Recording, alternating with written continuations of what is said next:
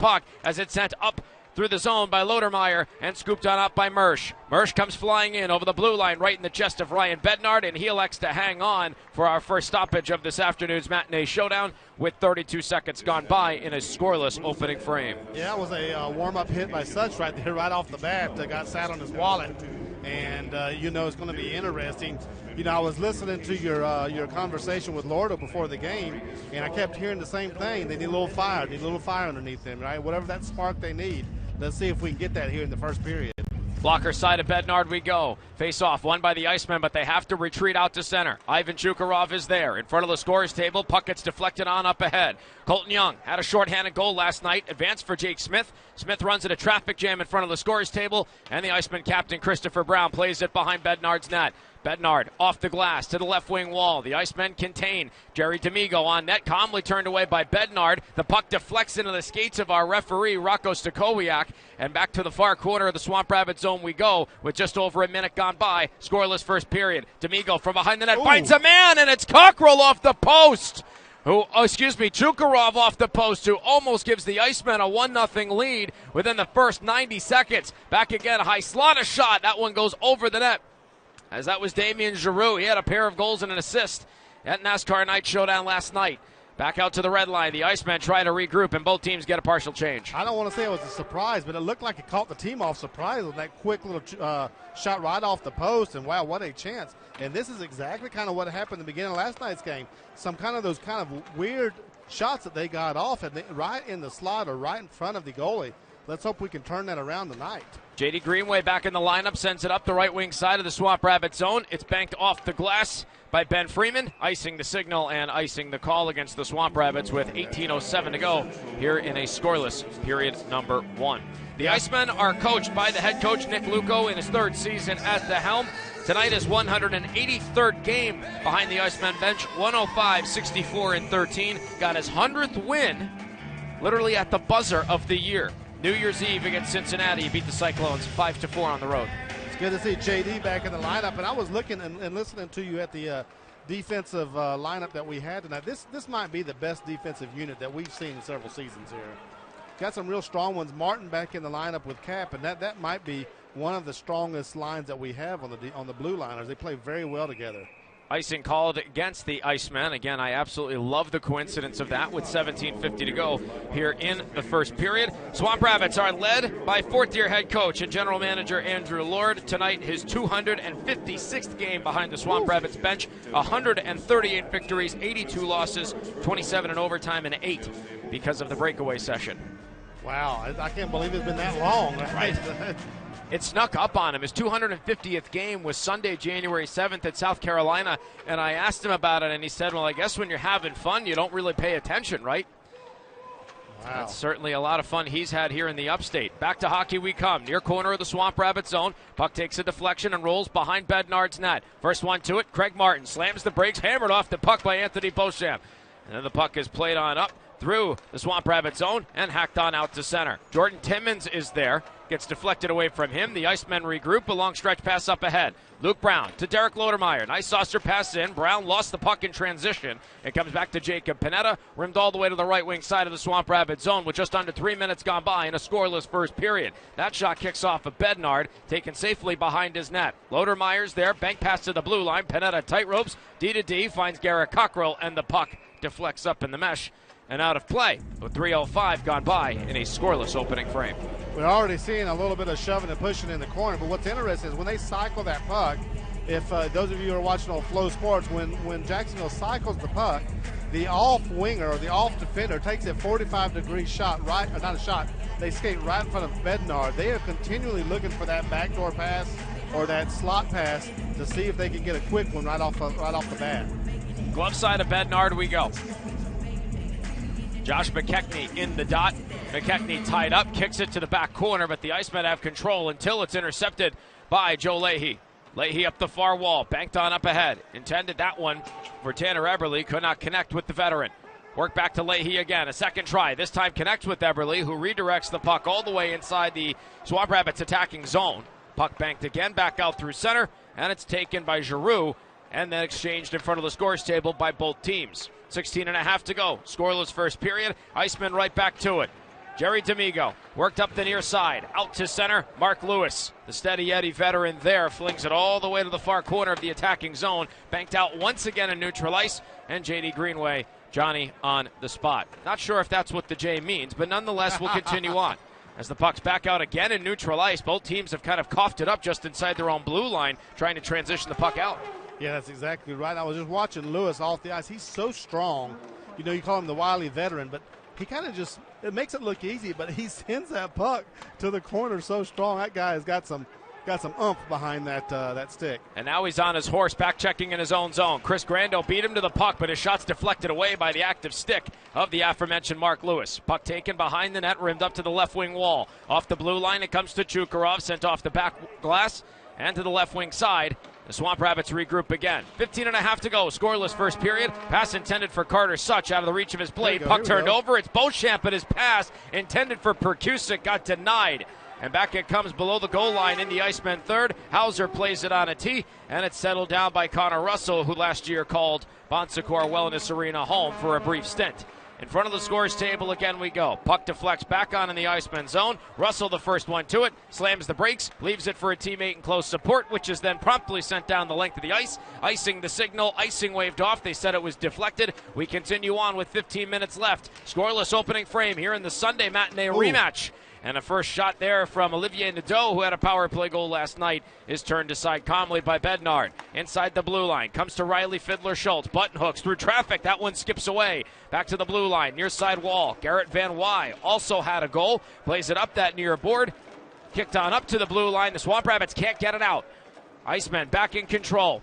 Chukarov, blue line, shot snared on the play by Bednard, and he hangs on with 14 and a half remaining in period number 1. 0-0 is the score. You keep talking about how fiery this game has looked so far. If you take it too far, the gentlemen in stripes are going to get involved. Rocco Stakoviak, our referee this afternoon, the number 28 on his back. The orange band's on his sleeves. He's calling the penalties today. Sean Delawi, number 45, and Felix Anton Voyer, 57, on the lines. Man, Rocco sounds like he should be a boxer, right? Right. Yeah, he may be. He'll start calling it. And again, you like physical play. We need physical play, I think, against the Icemen. But you want to make it smart, right? But just don't give them what they want, right? Don't play to their game. They got this kind of what I'd like to call a loose game as they go through. They're able to get those passes through and just kind of play in that different zone. We really need to make sure we play our game, the discipline, and really take possession of this puck. Puck comes back to the near corner of the Swamp Rabbits attacking zone. Timmins finds Eberle, flung cross ice to the left wing side, intended for Leahy off the blue line, hacked away from his positioning. Jacob Modry's there. Pass redirected in by Ben Freeman, promptly taken over by the Icemen defense. That's Jacob Panetta. Advanced on ahead for Damien Giroux. He sends it near corner of the Swamp Rabbits third. First one to it's Mark Lewis. Advanced up the near side for J.D. Greenway. Puck takes a bounce. Josh McKechnie intended for the neutral zone's Brandon McManus, but it went off his paraphernalia. Stayed inside the Swamp Rabbit zone with 13 and a half to go. And we got a whistle as the puck was put into the mesh and out of play. 13:32 left in period number 1. Still looking for the first goal. We'll be right back here on the Swamp Rabbits Radio Network, presented by Bon Secours. Tonight's game is brought to you by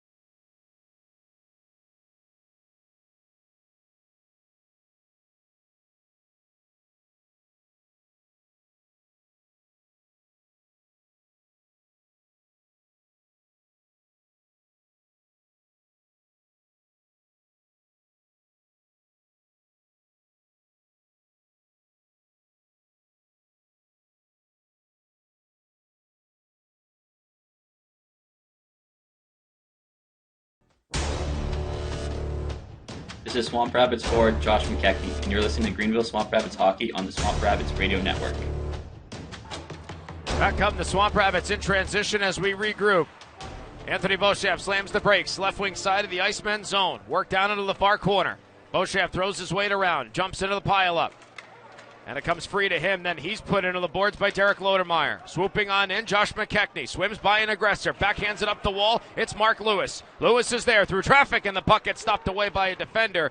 And back through neutral ice it comes. The Icemen transitioning right back. Derek Lodermeyer leads the charge. Hammered off the puck by Anthony Beauchef. He recovers, sends it down the left wing side. J.D. Greenway is there. Logan Cockrell gets hammered into the boards. And now the physical element of the game begins to escalate just a bit. Out through the neutral zone, it's J.D. Greenway. He comes in over the blue line, but we have a stop and play as the puck goes out over the glass. 12:46 to go. Still a 0 on either side of the board. You know, to go back to the fire comment, sometimes you got a lighter and easy match start to fire. Sometimes you need two rocks going against each other. And I think that timeout, we went old school and said, let's start being more physical and really see if we get the fire going that way. You saw a couple of good checks. Again, clean, legal checks into the board.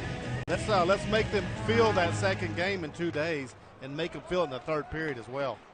Both teams playing 3-3 with travel. The Icemen were in Atlanta on Friday night. The Swamp Rabbits were in North Charleston on Friday night. Both teams obviously playing here the last two. Back up to the blue line. Russell, D-to-D. Chukarov, high point, finds Fiddler Schultz. His shot got redirected away. Bednar didn't see it at the last second. Puck comes back up to the near corner again. Taken over by the Icemen. Riley Fiddler Schultz behind the net. Pass intended for Olivier Nadeau gets deflected off of the net. Back out through neutral ice, it's Ethan Samoza in transition. He springs it on ahead. Max Martin jumps in, and it's offside, which Pat looked awfully close with 12:07 left and a scoreless opening frame. I don't know what you saw, but that looked really, really tight. Partner, in the old days, you know, you had an emergency brake right there. That's a handle that you had to pull from the dash. Such was pulling that emergency brake. I thought it was close. He contested it as well, but they called it offsides, so we'll have to face off. I think he yanked that e-brake and just could not stop in time. Back to it we come. Out in the neutral zone. The puck is dumped to the far corner of the Icemen third. 12 minutes to go. Scoreless first period. Puck is played up the wall. Not out just yet. Damien Giroux is there. Runs into a pile-up. The linesman gets it away, and the Icemen intercept as it's regrouped on the sequence by Adam Samuelson. Samuelson to Garrett Van Wy. Navigates the neutral zone in onside. Right wing to the blue line. Shot got deflected away. That was Garrett Cockrell there. Another try. The puck goes behind Bednard's net. Bounces to the near wall. Up to the blue line. Samuelson unable to contain and taken back again by Van Wy with 11.5 to go. Scoreless opening frame. J.D. Greenway fans on his first attempt. Not the second. Mark Lewis a Hail Mary up ahead. The puck gets deflected in by Jordan Timmons as the Icemen regroup in their own zone. 11:15 to go. Scoreless first period. Derek Lodermeyer back to it with Dominic Mersch. Backhanded and calmly turned away by Ryan Bednard. Swooping in, Jake Smith, a Hail Mary up the ice. He's got an option on the sequence. Colton Young tries to thread the needle to Joe Leahy. Got hooked from behind, no call. We continue to play on. Out through the neutral zone with 11 minutes to go. It stays scoreless. Young is there again. Flung out to center. Bounces in front of the scorer's table. And Jacob Panetta fires it behind Ryan Bednard's net. You know, we've seen Jacksonville be very good in the tape-to-tape passes, stick-to-stick passes. They're not making a lot of mistakes in the passes, and I think that's what you got to disrupt. Don't allow them to have a clean zone or a clean lane to pass it. Really try to disrupt it either through checks or get it in the zone. Back out through neutral ice is where the puck is set from the Icemen defense. 10.5 to go. Scoreless first period. Ethan Kapp backtracking into his own third. Finds Jake Smith. Button hooks inside his own blue line. Smith looking for a willing participant. That's Max Martin. Martin accelerates in front of the bench area. Jabs it on ahead for Ethan Samoza. Rim behind Hauser's net. He stops it down on a tee in his trapezoid. Played off the glass. And then takes a bounce to the stick of Riley Fiddler Schultz. Fiddler Schultz to the far wall. It's Luke Brown. Toe drag and a shot gloved by Bednard. And he hangs on with 10:05 remaining in period number one. And it remains 0-0. You can tell what Jacksonville is doing. As they get that puck closer to center ice, it looks like they try to accelerate and really enter the zone with some speed. Even if it's an even man rush, they really try to get down into the right between the dots, right at where the hash marks are, and see if they get a shot off. Nice save by Bedsy right there, right off the bat, and he flashes that leather. But we got to start pushing that puck to the boards, partner. Don't allow them to drive down 85. Push them out there to the state highways. The state highways are exactly what the Icemen are about to go on after this game is over this afternoon. They're going to go right back down the coast to Jacksonville. 10 minutes to go. First period, still looking for the first goal in this afternoon showdown between the Icemen and the Swamp Rabbits, a rematch of last night, where NASCAR night went the way of the Icemen, a 5-2 victory here at the Well. It is a conglomeration of bodies. The puck finally moves, and it's played by J.D. Greenway up the wall, back up to Brandon McManus. McManus sends it ahead. Ethan Somoza turns on his Jets. Somoza beating the puck by Van Wy, but then tries to muscle him off of it. McManus jumps into the fray, but at that point, it's played away from his positioning. Almost turned over, but then bounces out to center. Mark Lewis there at the red line. Hard rims it behind Hauser's net. He watches it go to the left wing wall with 9:20 to go. Scoreless first period. Icemen back in control. Out through the neutral zone, it's Craig Martin. Martin gets by one, comes in onside. Martin to the far corner. He's double-teamed by Modry and Beauchamp. Puck is still being fought for, up the wall, and then it's rimmed to the left wing side of the Icemen attacking third. Modry giving the business to Martin, it looks like, and now the puck comes back off the glass, out through neutral ice. Here comes Beauchamp. Beauchamp's got a step, tries to power towards the net, and he's denied passage by Garrett Cockrell. Nick Perkusic jumps into the fray, turns to his forehand. Perkusic's there, nice evasive maneuver down the right wing side. Perkusic, a no-look pass, finds Joe Leahy, and Leahy has to backtrack out into neutral ice. He was forced there by Damien Giroux. Leahy banks it in front of the benches, sent down the full length, icing the signal, and icing the call against Greenville with 8:34 to go. Period number one, with still not a single ignition of the goal lamp to speak of. I always laugh. I use that term too, giving the business. And I just thought about it. The person receiving it, I never thought wants the business, right? They're hoping it's closed for a shot because he really was giving them the business. Loader had him down on the ice, and I'm sure we'll see something coming forward with that. Of course, the best use of that phrase was Ron Cherry, the longtime NCAA football official. It was a game, I believe it was NC State, Maryland, almost 20 years ago. To even think about that is ridiculous, but he called an unsportsmanlike conduct on somebody in that football game and said he was giving him the business. I remember that. I saw that little highlight where he's giving him the business, and he was getting the business. You know, it's interesting. Jacksonville's really playing the game they want already in this first period. We're already halfway through the first period. 5 shots on goal to our 1. Here comes Jordan Timmons, left wing side. Fires a shot. It's blocked point blank on the sequence by Adam Samuelson. Puck work back to the far corner. Samuelson's there. And he finds an open Ivan Shukarov. Fanned on his first attempt up, but not the second. Puck's advanced too far ahead of Jerry D'Amigo. Swamp Rabbits regroup inside their own blue line. Timmons found a needle threaded. It deflected off of Carter Such to negate icing, and the Icemen go right back to it, but then the puck's turned over by Timmons. He finds Such, muscled off the puck. Such and Panetta go one-on-one. Taken behind, here comes Colton Young. Pass to the blue line, didn't have gas. It's intercepted by Dominic Mersch. Mersch can't get by Max Martin. Chips it down far corner. Lodermeyer takes it in. Finds Logan Cockrell. He gets hammered off the puck, but got rid of it at the last second. Back up the left wing side we come. And the puck is sent back on out to center. Icemen regroup, backtracking their own blue line. Cockrell ahead for Mersch. He's got a lane closed in on. Shot kick save, Bednard. Back up to the near corner of the Swamp Rabbit zone we come. Smith chips it up. Colton Young kicks on his afterburners. He comes over all 3 lines. Young drops it off. Takes it back from Somoza. Pass intercepted. Work back up the left wing wall again. Chip by Somoza, out to center, and with 7 minutes to go in the first, we're still looking for goal number 1. Puck advanced on ahead. J.D. Greenway trying to jump into the fray. He couldn't get it to go. Out in front of the scorer's table, the puck is settled on down. Riley Fiddler-Schultz cleanly intercepted by Jake Smith on his entrance to the zone. Played off the glass, icing waved off, and we continue on with no goals to speak of here with 6:40 to go in period number 1. You can tell that Lordo doesn't want long shifts, right? He's really changing that whole unit, 4 of them at least every 45 seconds. He wants fresh legs to put a lot of physicality in this first period. Jerry D'Amigo, left wing side of the Iceman zone. Tight ropes the blue line, keeps the drive alive, plays it down into the near corner again. Leahy puts his man into the boards. 2-on-2 battle forms. Near corner of the Swamp Rabbit zone with 6:15 remaining here in period number 1. Still scoreless. Blue line, Shukarov, hands off. It's Russell. Shot gloved by Bednard. And he hangs on again for another halt in the action with 6:08 to go in a scoreless opening frame. We'll take a step aside and come right back in just a few moments here on the Swamp Rabbits Radio Network, presented by Bon Secours. Darling. Darlington Raceway invites you to experience the most historic weekend in racing, the official throwback weekend of NASCAR. Mother's Day weekend, May 10th through the 12th. All 3 National Series, Craftsman Trucks, Xfinity, and NASCAR Cup Series. Take advantage of special discounts for military, teachers, college students, and first responders. Experience the track too tough to tame. Darlington Raceway. Get your tickets now at darlingtonraceway.com or call 866-459-RACE. This is Swamp Rabbits forward Ethan Somoza, and you're listening to Greenville Swamp Rabbits Hockey on the Swamp Rabbits Radio Network. 6 minutes, 8 seconds left in period number 1. The only thing we have to speak of, because there are no goals, is attempts to score a goal, which is colloquially known as shots on goal. There are 8 of them in this game. 7 belong to Jacksonville. Yeah, and it really has been Jacksonville's pace and what they wanted to do with it. Now, I would say the 6th shot that Jacksonville had, Del Rey with the Stars calls those cotton balls, right? You take it from the blue line, nobody in between you, those goalies, like cotton balls, don't catch that.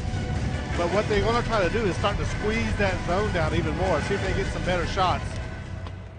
Really inside of the slot, down Main Street, and see if they can really test the pads of Bednard. Back inside the Swamp Rabbits attacking zone we come. Jerry D'Amigo gets by 1. Out through neutral ice. The puck is knifed cross ice. Settled down by Connor Russell. His shot blockered away, and it's played back below the goal line. Settled on down by Ethan Kapp, and the Swamp Rabbits try to break out. McManus up to McKechnie.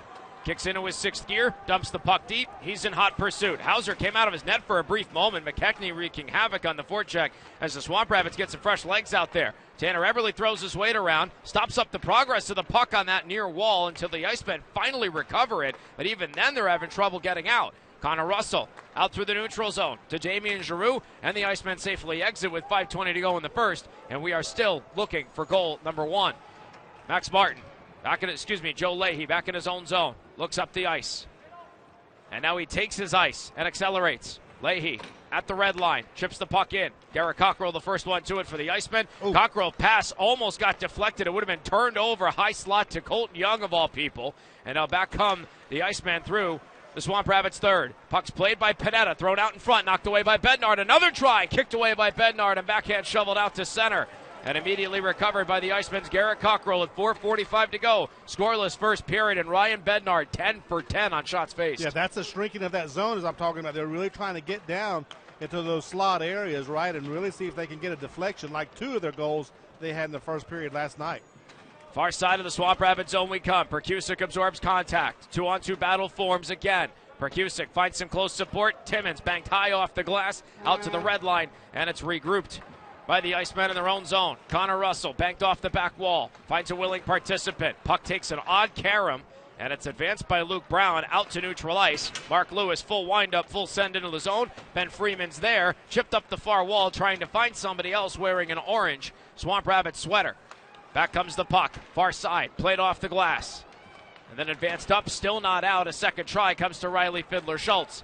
Fiddler-Schultz at the red line in a foot race with J.D. Greenway. Slams the brakes, finds a trailer. That was Olivier Nadeau. Back to Fiddler-Schultz. Dropped off blue line. Shot. Missed the net and the traffic in front of it. Took an odd bounce off the stanchion fortuitously to Jake Smith. Puck is deflected down by Greenway. Icing waved off. Greenway applies pressure as Hauser gets it away from him behind his net. 3.5 to go. Scoreless first period. Puck is advanced back inside the Swamp Rabbit zone. Max Martin pursues. Beats everybody to the puck, reverses course, and now here come the Swamp Rabbits transitioning out. Puck is played off the glass by Colton Young, sent behind the net. Hauser's there, tries to exchange with Cockrell. Turned over, Smith up to the blue line, shot missed the net. Rebound back to Max Martin. He absorbs a hit, but gets rid of the puck beforehand. Colton Young wreaking havoc, forces a turnover. Perkusic in the area code. 2 gentlemen hit the deck. Back. It comes up onto that far wall. It's hammered at. Back inside the blue line and contained. Nifty maneuvering. Cap to Martin. Fires. Kick save. Rebound. Gets knocked away by the Iceman defense. Martin barely misses on a hit. And here come the Icemen the opposite way. Mersch sends it behind Bednard's net. Takes a weird bounce. And then from behind the net, the Icemen trying to get an awkward bounce to slip past Bednard, but it doesn't work with 2:40 to go in a scoreless first period, and great life coming from the Swamp Rabbits. Yeah, finally, but we got 2:36 left, only 2 shots registered you know what they teach you as a youngin', you can't score unless you shoot. We need a few more shots on net, really on those pads. Let's see if we can test them on the rebounds. Connor Russell banks it in front of the benches. First one to it, Joe Leahy finds Jacob Modry. Advanced on ahead to Carter Such. Such is there, tries to button hook away. Lost control of the puck. He and Ivan Shukarov exchange pleasantries. And it's picked up by Connor Russell safely behind the Iceman net. 2:05 to go. Scoreless first period. 12 shots on net between both teams, 10 of which belong to the visitors from the Sunshine State. Back to Derek Lodermeyer. Left wing side, thrown to Bednard. Calmly scooped up. He elects to play it. There is a lost weapon out on the ice. Could be a bit of a hazard inside the Swamp Rabbit zone. No harm, no foul for the time being as the Icemen regroup and enter. Martin drops it off. He finds Lodermeyer. Lodermeyer to the blue line. Nadeau hands off. Finds an option. Shot taken by D'Amigo. Misses the net. Van Wy in hot pursuit. Beats his man to the puck, but then overskates it. Here come the Swamp Rabbits back on the attack. Samoza drops it off. He finds Perkusic. Nice evasive maneuver. What a pass. Samoza, they score! Tanner Eberle with the point-blank slam dunk. And with 89 seconds left in the first, the Swamp Rabbits strike first to take a 1-0 lead. Holy cow, what a pass, Nick Perkusic. Woo! I tell you, it was almost like a car wreck going on down the boards between the two, and all of a sudden, they turned the corner. What a nice dish. And then that pass, and it was bang, bang, partner. Wow. Perkusic to Samoza out in front. If Perkusic doesn't make that move, Samoza can't find the man. And then Eberle with the slam dunk with 89 seconds to go. You could not have drawn that up any better. Oh, man. That is something that makes the coach smile. We only got 3 shots registered. One of them was found at home. But I tell you, that little, tic-tac-toe is not one that you draw that up in the corner. But, wow, let's do it on that back door. Almost the same way they scored their first goal. Backdoored us yesterday. We got it, partner. Tanner Eberle gets the Swamp Rabbits on the board at 18:31 from Perkusic and Samoza. That's points in 3 consecutive for Perkusic. He has helpers in his last 2. Yeah, we talked about him in pregame again. I'm going to change his name to Bird. So me and Nolan Richardson can have something in common. He is all over the place.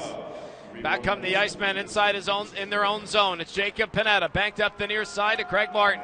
Martin backtracks inside his own zone. Less than a minute to go in the first. It is no longer scoreless. The Swamp Rabbits with a 1-0 lead. Tanner Eberle from Nick Perkusic and Ethan Samoza at 18:31 of period number 1. Back comes the puck up the near side of the Swamp Rabbit zone. Timmons takes a hard hit but gets rid of it. Anthony Beauchamp is on his horse out through the neutral zone. Over the blue line, finds a man. It's Leahy, fires and he just missed high and wide. Joe Leahy almost had goals in 3 consecutive games. 30 seconds to go. It remains 1-0 Swamp Rabbits as the puck comes back down near corner of the Greenville third.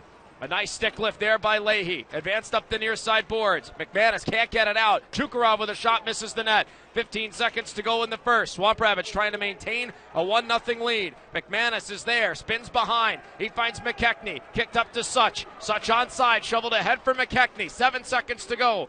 And the Icemen jump on top of it. Russell advanced out safely. That's going to do it. 0-0 on the clock, and at the end of 20 minutes of play, we have a 1-0 Swamp Rabbits lead as both teams head into the locker room. Joe Leahy had a few post-buzzer words for Logan Cockrell. Hey, you know those old muzzle loaders they used to have in the Civil War? That was Leahy's last shot. He pulled that hammer back, and he swung at that sucker. I was like, wow, that had some speed behind it, but partner, what a better result than yesterday, 1-0. Even though we got 3 shots on goal, which I'm sure will be addressed in the locker room, it's much better to find one of them in the basket than the 11 that Jacksonville hit with nothing as a result. Now the referee, Rocco, don't mess with Rocco. He's down there talking to the captains, and I think he's just saying, hey guys, I'm good with physical, but we're not going to go to cheap. For what it's worth, Friday night in North Charleston, he let him play. And that game got chippy. You listened, you probably watched too. That game got really chippy. And he let him go. It almost reminded me of an old school officiated game. And if that's the case, if you're going to let him go, no blood, no foul, then by all means, full steam ahead. Yeah, it was almost chippy in the stands. You got to watch out down there. Yeah, you got to be on your toes down there. Don't get caught seating. You'll never know what's going to happen then. Well played, partner. Well played. On that note, we're going to take a step aside. When we come back, it's a look at the out-of-town scoreboard in the ECHL. We'll see what our brethren in the Premier AA Hockey League are up to. It's also a look at the last 20 minutes of play, and we'll keep you up to speed on what's going on with the LA Kings and Ontario Reign. That and more coming up here on the Swamp Rabbits Radio Network, presented by Bon Secours. Tonight's game is brought to you by the ECHL, celebrating its 36th season of affordable family entertainment. The ECHL would like to thank everyone for your support of ECHL hockey. The ECHL would also like to recognize the following league sponsors: AMI Graphics, exclusive signage provider; Athletic Knit, official jersey supplier; Baron Rings, official championship ring supplier; Bellevue University, official higher education partner; VFL Canada Insurance and Sutton Special Risk, sponsors of the 2024 ECHL Hall of Fame induction ceremony; Dash, official mobile auction platform; The Fairley Group, official commercial insurance provider; Fansays, official digital couponing platform; Flow Sports, exclusive streaming provider; Howie's Hockey Tape, exclusive hockey tape and lace provider; In Glasgow, exclusive puck provider; and Warrior, exclusive on-ice equipment provider and title sponsor of the 2024 ECHL All-Star Classic. Catch all of the ECHL action live in high definition by logging on to FloHockey.tv. Need an oil change, new tires, or brakes replaced? Get your vehicle's preventative maintenance taken care of at any of our 10 Jiffy Lube locations in the upstate, from Clemson over to Moore. No appointments necessary. For all you Swamp Rabbit fans, get $15 off any service when you present your game day ticket. We are locally owned and operated and celebrating 21 years in the upstate and PD markets. Getting your vehicle in tip-top shape is our priority. After all, that's a job for Jiffy.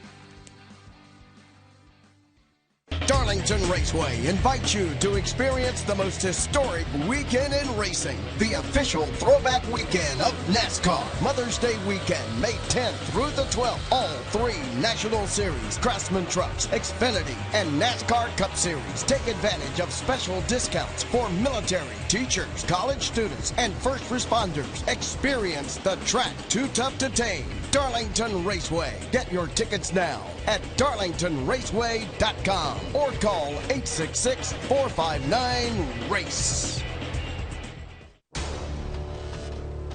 This is Swamp Rabbits forward Ben Freeman, and you're listening to the Greenville Swamp Rabbits Hockey on the Swamp Rabbits Radio Network.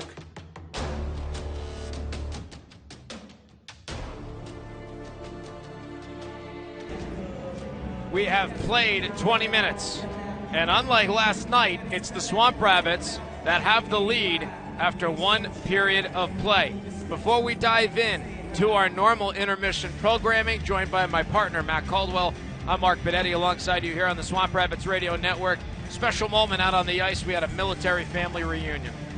Yeah, those are always awesome. You know, for those people who have our family or friends in the military, you know, you're always hoping that they stay safe. You're always thankful for the job that they do, protecting people. But, boy, it is always good to see them come home. And that's probably been the test of time, even way back to the Roman days. And I always like to see that. So, yeah, it was good to see that. You know, that's a good thing about hockey. You know, the more you get into hockey, it's a family sport. People all around love to see that. You know, we saw the NASCAR family last night. We've talked about the families that we have in the Century Suite.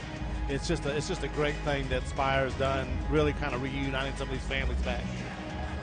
Well, let's take a look at the out-of-town scoreboard and see what is transpiring in the world of the Premier AA Hockey League. See what our brethren are up to on this light Sunday of work. Reading and Maine back at it for a 3rd day in a row. Reading won the last 2, both by 5-1 scores. Tonight they are tied at 1 with the Maine Mariners for 20 minutes of play. 11 seconds to go in the first period. The Savannah Ghost Pirates an early 2-1 advantage over the back-to-back defending champion, Florida Everblades. Newfoundland Growlers trying to reverse the script on the Norfolk Admirals. They lead 2-1 after 20 minutes in Virginia Beach. In North Charleston, we were just talking about them earlier. Johnny Evans gives the Stingrays a 1-0 lead over the Orlando Solar Bears. They are about to start period number 2, and still yet to drop the puck. Fort Wayne and Worcester do the dance again for a 3rd day in a row. Yeah, you know, I like the Sunday games. They're always kind of the most interesting game for me in a 3-game set because they're almost always the most physical. You know, the visiting team really wants to squeak out one more win if they can get a win or at least get a point and then get back. But they're normally the most favorite. And even in today, right, you're able to get out of here and go and watch some football in the evening, playoff football. By the way, I know you probably didn't get a chance to see it, but did you see the end of the Packers, the 49ers game last night? I actually did see the end of that and could not believe former Carolina Panther running back Christian McCaffrey do what he did, especially scoring with, 90 seconds left? Yeah, I don't know what's more interesting, them picking him up. We all knew he was a stud, right? He's been a stud forever. But Mr. Purdy, right? Yeah, Mr. Irrelevant. Irrelevant, and his salary is almost irrelevant as compared to everybody else who plays against him. But he continues to put up the W's. Absolutely incredible stuff there. LA Kings do not play today. They are one of 6 games on the slate tomorrow in the National Hockey League. They take on the San Jose Sharks, another in-state showdown. That game to be played in the City of Angels. The Ontario Reign just finished a road trip in Canada. They split with both the Calgary Wranglers and the Abbotsford Canucks. They have since returned back home. They had 2 games back-to-back these last few days. Yesterday, they lost to the defending Western Conference champion Coachella Valley Firebirds 4-2. Today, they take on another in-state rival in the Bakersfield Condors. That game still has yet to drop the puck. It probably won't happen until, if my math and time zone recognition is correct, 6 local time. So help me here, because I'm not familiar with that geography. Where is the Coachella team from? What city? So Coachella Valley is basically Palm Desert. Oh, okay. So that's where they're at. They're towards the south a bit. Obviously, Ontario is too. Bakersfield is a little bit north of that. Then you got San Diego. I worked in Stockton, so that was in the Central Valley, so that's way up north compared to the other ones. We were about an hour and a half, 2 hours from San Jose, and just about the exact same time there to San Francisco, Santa Clara, and all that fun stuff. How'd you like that out there? Stockton had a lot of character to it. But they were very passionate about hockey, especially going back to their ECHL days. As a matter of fact, the captain of the South Carolina Stingrays, Garrett Hunt, is one of the most beloved men in all of Stockton. He is the all-time penalty minutes leader in ECHL history. He has almost 3,000 to his name. And I can't tell you, looking at his elite prospects, how many years he had, especially in Stockton, of 250, 270, 213, 240 penalty minute seasons. Was he their enforcer? He was their enforcer, and he's not too much taller than I am, and that's not trying to call him out or anything. This is to paint the picture. I'm a short guy. He's a little bit taller than I am, but he is built like a refrigerator and one of the most brutally strong men I've ever heard play the game. I actually first watched him with Rapid City when he was the captain of the Alaska Aces, and it's like Ty Domi of the ECHL. And Ty Domi, we all know, wasn't the biggest guy alive in the NHL, playing for the Maple Leafs and the Rangers, but he'd go with anybody and would rarely lose. You should have nicknamed him the Maytag Man. He was built like a refrigerator. That would have been great. The Maytag Man, give him a service hat with it too. There you go. That would have been awesome. That sounds like a sponsorship in the works there. You know, I love the development leagues. You know, we have another development team here in town, the Greenville Drive. Yeah, beautiful defending stadium. champions. Yeah, beautiful stadium. You know, they're an affiliate of the Red Sox. Had the Green Monster. Yeah, it's wonderful because you get to see some of these players early in their career ascend, right? And we've got a couple of guys right now that have ascended into the Ontario. One of them is Ingham. You know, there's every indication that he may make the show one day, right? He continues to play well in that environment, and we've had a lot of guys up there this year. Still have some guys up there this year, and you know, I'm always hopeful, and I think the closer this league gets to the AHL and the NHL, that we're going to start to see some of that breakthrough at a faster pace. A couple of gentlemen, like you had mentioned, up in Ontario. Wyatt Wiley's played 22 games. He has a goal and 6 helpers to his name. Tyler Inamoto has been up there as well, 2 helpers in 5 games. Ryan Francis has a goal in 9. Max Martin, before coming back down, had an assist in 3. Nikita Pavlichev has an assist in 3. He had 2 games prior to his call-up, so he got in the lineup last night. Good to see that. Yes. For him. Jacob Ingham has played 5 games with the Reign, and some of the goaltending stuff that they have going on up there with Phoenix Copley pretty much done for the year. And it's great to see that they have so much talent up there, but even more so, partner, that there is so much depth with this team that they're still finding ways to succeed. Imagine if they were at quote-unquote full strength, if you can even say that, because this team's humming. Yeah, it's interesting. We talked about it a little bit in the first period about the defensive set that Lordo has put together. I think it's the best defensive set that we've seen as a totality from top to bottom since I've been here, and it's really strong. It's interesting, the matchups.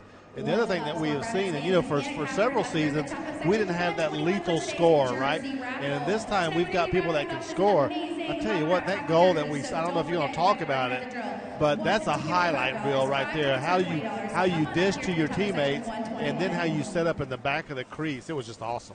We will actually talk about that goal in just a bit. We'll take a breather, recap the last 20 minutes. Swamp Rabbits have a 1-0 lead. We'll tell you just exactly how my partner described it. We'll be right back here on the Swamp Rabbits Radio Network, presented by Bon Secours. Hey, Shaq, ain't you getting tired of this shrinkflation thing? Yeah, I'm not happy about it. Right? Paying more and getting less? What we doing about this? Ba-bam! Shaqflation. Oh, yeah. Wait, does that mean Papa John's is bringing the Shaq-a-roni back? With those extra large slices and all that extra cheese and pepperoni? Woo-hoo-hoo-hoo! The Shaq-a-roni is back! Only at Papa John's, baby. U.S. only for a limited time. Need to secure your world? Think FCI Agency. Our car was totaled in an accident. Our basement flooded. My boat suffered damage during that last storm. Life is unpredictable, but with FCI Agency, your property and values don't have to be. Specializing in property and casualty insurance, FCI ensures you're always protected. I got a replacement car. FCI's coverage saved our home. Now I'm back on the water, all thanks to FCI. Don't wait for the unexpected. Call FCI Agency today. Your world protected. If the past year left you feeling vulnerable to your health, this is your moment. It's time to take control. Time to get the expert care you need for the piece of you at the center of everything. Your heart. Because you're ready. And at Bon Secours, we're here to help you start. Start at the heart of your health. Bon Secours. Visit bonsecours.com/heart to get started today. This is Swamp Rabbits goaltender Ryan Bednar, and you're listening to Greenville Swamp Rabbits Hockey on the Swamp Rabbits Radio Network.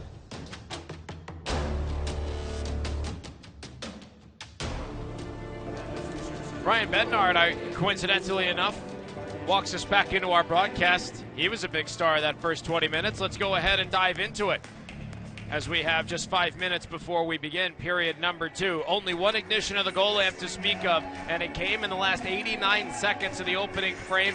Tic-tac-toe passing starts with Nick Perkusik, an absolute nifty evasive maneuver. Finds Ethan Somoza, cross ice, point-blank slam dunk, Tanner Eberle. It's 1-0. Yeah, it's actually interesting how he peeled off the wall, right? He gets the puck. Actually, Somoza and Perkusik goes almost like a car wreck going down the boards, right? I don't know if you caught that. If you back it up in the neutral ice, they kind of ran into each other. And then into the offensive zone, they ran into each other. Then Perkusik finally picked it up. As he peels off of it, he passes it back. I'm not even sure he passed it back between his legs. I'd have to go back and look. But kind of passed it back to Somoza. Somoza immediately fires it over to Eberle, who's camped out in the back door with a defender on him, no less, on his hip, and it was bang into the back of the net. And that's why you always crash the net, partner. That's where things happen, right? It's just at Chick-fil-A. Things happen when you hit the counter. You want that chicken sandwich, you got to get to the counter. And he was at the counter, and he got that nice, juicy Chick-fil-A sandwich. Partner, I've almost called 700 professional hockey games, and I think that is the first time I've ever heard a goal and Chick-fil-A in the same breath. Hey, brother, I can always tie it to Chick-fil-A. Well done. They're not open today, so I got to give them some love today. That's right. That is true. It is Sunday. That is fair. 1-0. Tanner Eberle is 9th of the year from Ethan Somoza and Nick Perkusik. Perkusik now in double-digit assists. He has points in 3 consecutive. The goal Friday, a helper last night, a helper today, and we're not even done. Shots on goal, 11-3 in favor of Jacksonville. Ryan Bednar, what more can you say? I tell you what, he's had a great first period. And what's interesting about it is, I love both of our goalies. We talked about it before. And I was talking to Danny Tyrone before, and I said, and again, I'm biased. I'll just put that out front toward goalies. Matthew playing goal and so forth. But it is arguably the toughest position in all of sports. because you play a game within the game, and you're inside of that. You can't score, right? The best you can ever do is 0. But when you find guys like Bednard and Richardson and, on down at Iggy and on down there that can play like that, it is a treat to watch because of the technicalities that they can do, how they move, how they're able to really control the game sometimes. And he is really playing very nicely. Stopping some nice in-tight shots. He's already flashed his glove a couple of times and really is able to track that. So, when he's on his game partner, in my opinion, he's one of the best in the league. I do have to make a minor correction. I see your point with the goaltender not being able to score, but goalie goals are a little bit more common now. Oh, yeah. I always love that. That is true. Right? Yeah.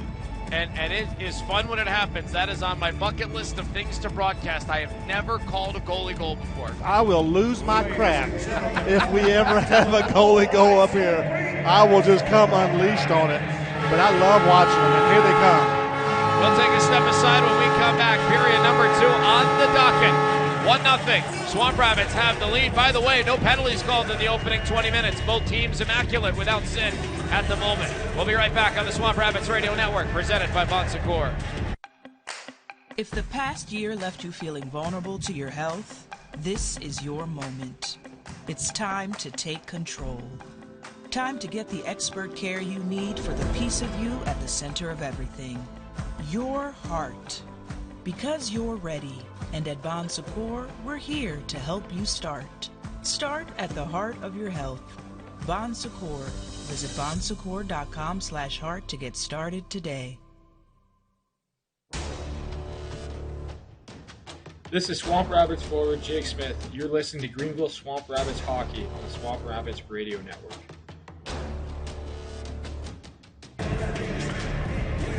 20 minutes down, 40 to go. Another 20 in front of us, and as it stands, heading into the middle act of this matinee show, Greenville Swamp Rabbits lead the Jacksonville Icemen 1-0. Thanks again so much for joining us on this Sunday afternoon, right before playoff football begins. Joined by my partner, Mr. Matt Caldwell.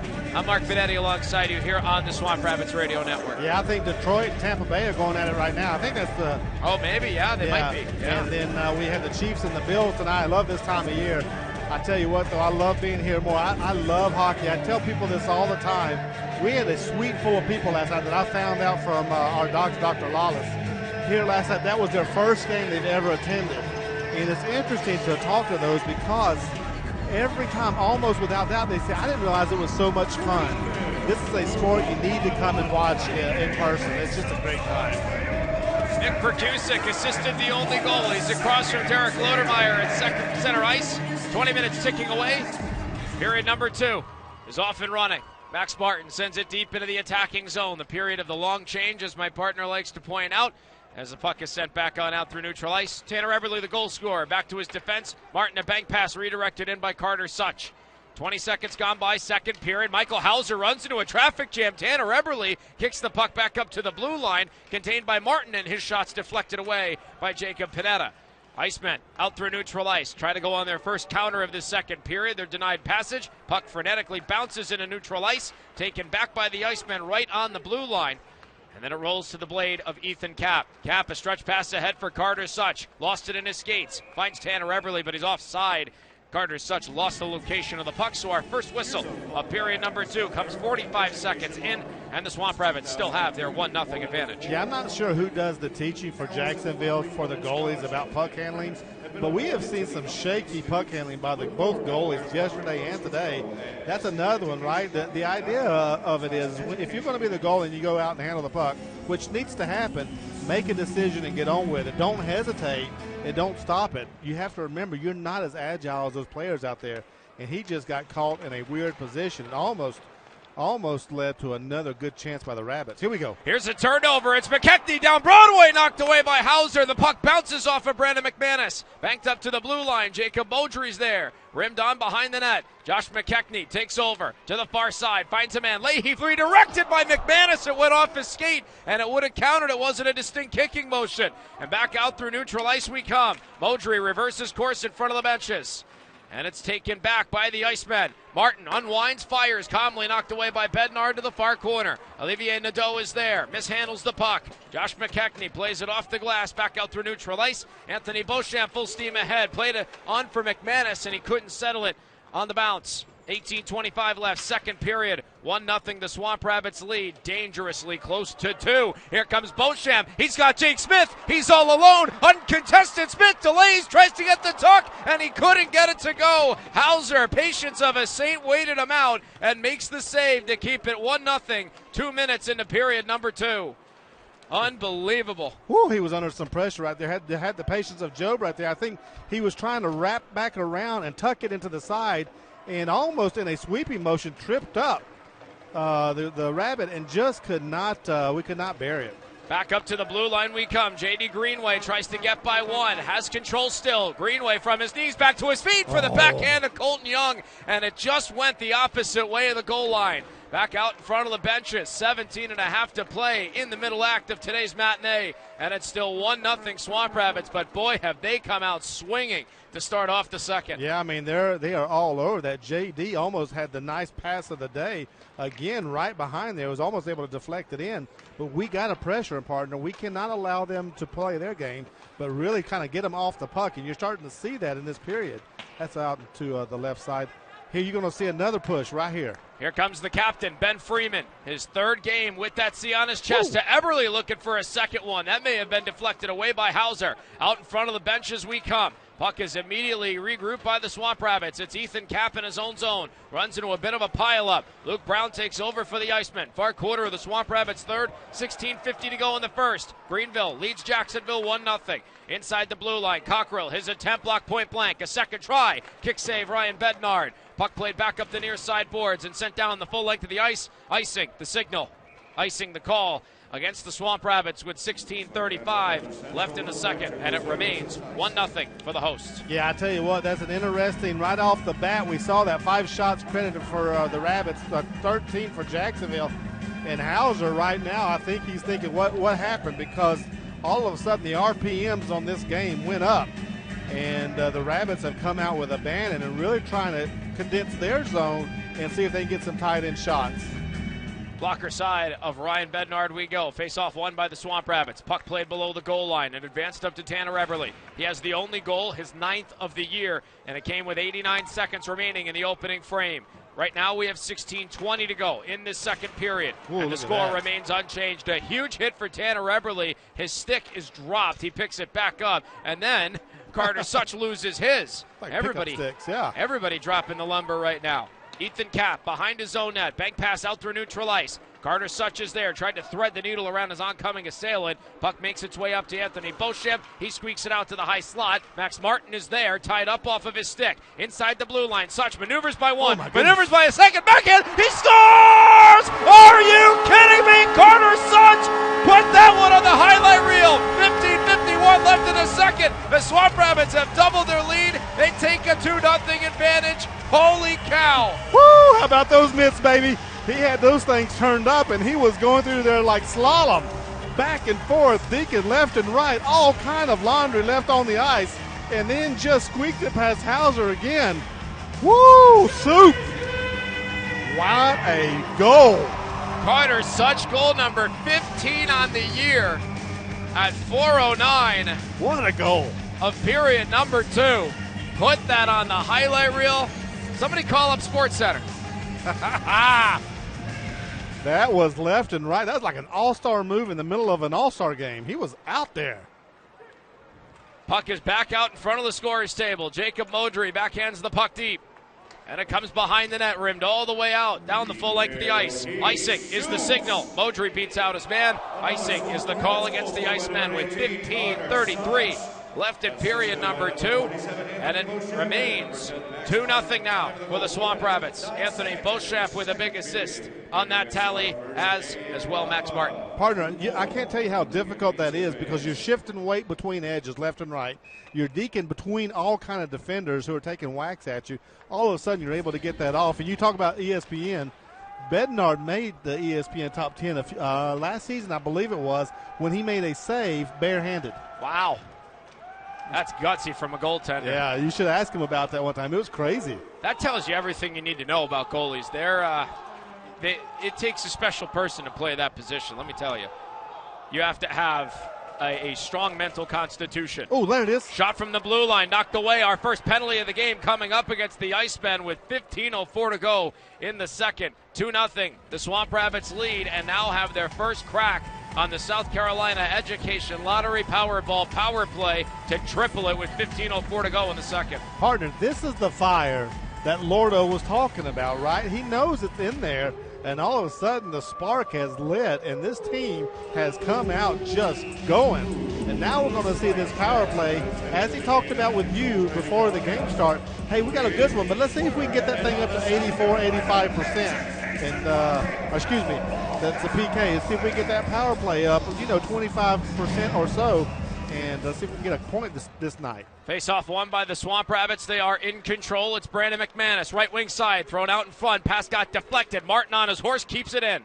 Martin down the right wing side again for McManus. McManus out to Young. Nifty maneuver. Couldn't get it there. Such gets around one and then button hooks back to the blue line. Such slams the brakes, comes down, finds his bumper. McKechnie up to the blue line. Martin cross ice. McManus back for Such. Right down Broadway. It's Martin and he just missed the net. Back comes the puck to McManus. Centered shot knocked away by Hauser. And the puck is fired down the remaining length of the ice by Jacksonville. 14:25 left, second period. 80 seconds left on the power play because of Adam Samuelson for tripping at 4:56. Yeah, Hauser's chirping down there to the ref. He thought he got hit in the bucket. And he was upset that the ref didn't call something. Look, he's still talking to him because he did not like that call. We have a penalty called on the ice. Tripping is the signal. And it looks like it's going to go against Max Martin, so this negates the power play. We're going to play 4-on-4 for 70 seconds. Yeah, it's interesting. Martin does not like that call. Went to the sin bin. We're going to have the face-off, I believe, down by Bednar is where it's going to happen. But Hauser was not happy with that. Now we're going to see if we didn't think the speed was up already, partner. Now it's going to be going.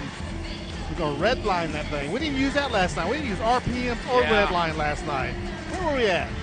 I know, right? It's we left a lot on the table there last night. We didn't have nearly as many Talladega Nights references, days of Thunder drop-ins. Mr. Trickle. Okay, so here's the deal. Next year when we do this thing, you and I, we're going to have a NASCAR movie marathon, and we are going to prepare ourselves.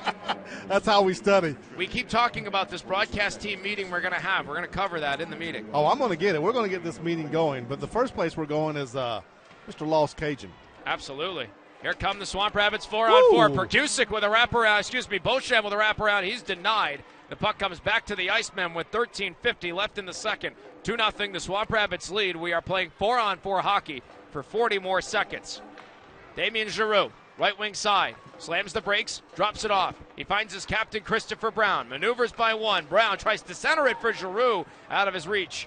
Giroux back inside the blue line with 13.5 to go in the second. 2-0, Swamp Rabbits with the lead. Inside the blue line again, it's Brown. Brown to Russell, blue line, shot redirected away. Shukarov put it on net.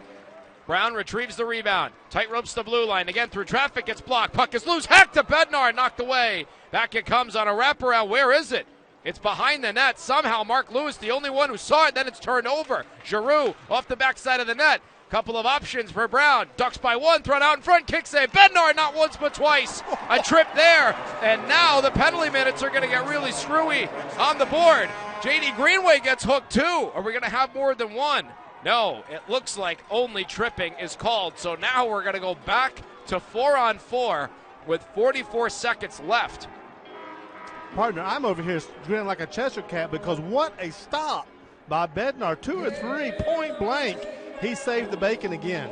We'll take a step aside. When we come back, we're playing 4-on-4. 12:58 to go in the second. Swamp Rabbits got a second. They lead 2-0 here on the Swamp Rabbits Radio Network, presented by Bon Secours.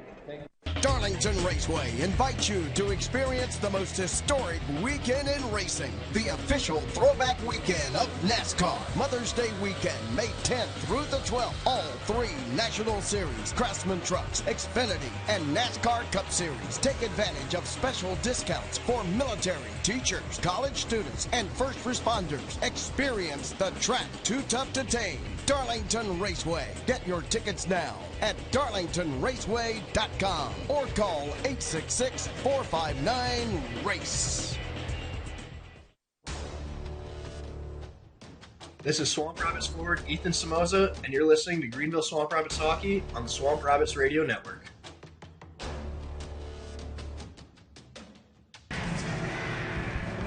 $12:58 to go in the middle act of this matinee performance. We had no penalties called in the first 20 minutes, and now within the span of 2 minutes and 6 seconds, we've got ourselves 3 penalties. Yeah, you have to clean that up for them. It's kind of weird, right? So I think it's 4-on-4 for 44 seconds. Maybe you said that, partner. But I tell you what, the physical game has now turned into a little sloppy, and Rocco's not having it. And now there's a conversation going on. Hauser is still chirping to Rocco because he thought he was hitting the bug, but what he did not see is Hauser did the old cup check on the player as well. So, you know, there's all kinds of shenanigans at times that happen in the crease. Max Martin in the box for 44 more seconds for the Swamp Rabbits. Connor Russell, the former Swamp Rabbit, guilty of tripping at 7:02. So once Martin comes out of the box, the Swamp Rabbits will have their second power play. It'll last for 1 minute and 16 seconds. Here comes Leahy in 4-on-4. His shot got through. It was knocked away by Hauser. Puck comes back to Craig Martin of the Icemen, safely behind his net. Up the wall, and it's contained again by Leahy. He reverses course down that left side. Tanner Eberle, who got the first of 2 goals on the board, takes a bump. The captain, Ben Freeman, jumps in to help out. Eberle through the traffic jam. Couldn't connect with Freeman, and now Garrett Cockrell takes over for the Icemen behind his back. He finds Martin ahead for Riley Fiddler-Schultz, only met again by Joe Leahy. Cross-ice pass, cleanly intercepted. Martin by 1. Martin with 1 man to beat, takes it, fires behind the net. Fiddler-Schultz centers it. Lost an edge, and now here comes Martin out of the box. It's a power play for the Swamp Rabbits for 70 more seconds, and immediately golf swung down the remaining length of the ice by the Iceman. Bednard can't play it, so he needs one of his defensemen to. Martin just had a 2-minute rest, so he's the first one there. Second South Carolina Education Lottery Powerball power play. Colton Young drops it on back, finds Carter Such. Now to Max Martin. Martin's there, behind his back to Such once more through traffic. Shot got deflected, and it goes around and back to the far wall. Brandon McManus behind his back. He finds Martin through traffic. Shot, and it missed. Hauser may have gotten a piece of it too. Once more to Young, shoveled up the near side, banked up to the blue line. Martin contains the zone. D2D, it's McManus. McManus there, thrown on down, centered, and it's knocked away by Hauser. Played back again to the near side wall. 28 seconds left on the power play. Such, McManus, high slot, they score! It's a power play goal! Josh McKechnie with a 5-hole shot from Broadway, and 11:21 left in the second. The Swamp Rabbits are off and running. It's 3-0. What a power play, partner. What a power play. Cycle that puck. Go down in front of there. Put some traffic in front of Hauser and continue to contain that in the zone. When you make them play a long shift like that and you continue to cycle the puck, you wear on those legs, and then all of a sudden everything worked out. And Mr. McKechnie said, I'll take it. Thank you very much for number 3. Time of the goal, 8:39 of period number 2. It's a power play goal. Look at Hauser just shaking his head because he knows that it's going to be a long afternoon already. McKechnie with a baker's dozen of goals on the year. And the Icemen will have an offensive zone draw after the Swamp Rabbits ice it with 11:10 to go in period number 2. The Swamp Rabbits 1 for 2 on the South Carolina Education Lottery Powerball power play. McKechnie with a baker's dozen of goals on this season. Oh, yeah. You saw that during the power play. They're showing the replay. They stacked up 2 players, the Rabbits did, in front of Hauser. They would pass to the low man, the man close to the goal, and then he would immediately pass up to the slot to see if they could get a quick shot. They tried that twice, and then the third time they didn't do that. McKechnie just came down and received that pass right in the high slot, and that was all she wrote. McManus and Such with the assists. Such has a goal and a helper in this period alone. 10:55 to go in the middle act of this matinee, and it's now 3-0 Swamp Rabbits. Somoza played off in front of the benches. 2-on-2 battle forms. In front of the Icemen, head coach Nick Luco. And it's flung back down to Ryan Bednard and taken safely to the near corner by J.D. Greenway. Greenway advanced up ahead for Nick Perkusic. Off his backhand, lost in front of the scorer's table, finished his hit, and now here comes Dominic Mersch, who somehow gets around Greenway and pursues behind the net. Greenway catches up to him and trades paint. He hands off to Riley Fiddler-Schultz, hammered into the boards by Somoza. Loose puck back to Mark Lewis, and around the horn it comes to Somoza, up but not out just yet. Actually, it does go out into the stands, and that's a souvenir for whoever's sitting right off the glass. 10:17 to go. Period number 2.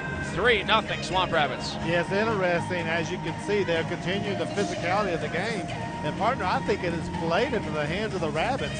That's what they needed to get going. And, you know, when you listen to them talking about before the game, they were up for this game. I told you they had a bad taste in their mouth. Well, they're getting that bad taste out of their mouth. They are really trying to make sure they push this game. Look at that. Our man in the AV booth with the spotlight on him. The man they call Nikon, named after the famous camera brand. Back comes the puck to the far corner of the Swamp Rabbit zone. We have played half of this contest. 10 minutes to go, period number 2. 3-0 Swamp Rabbits with the lead.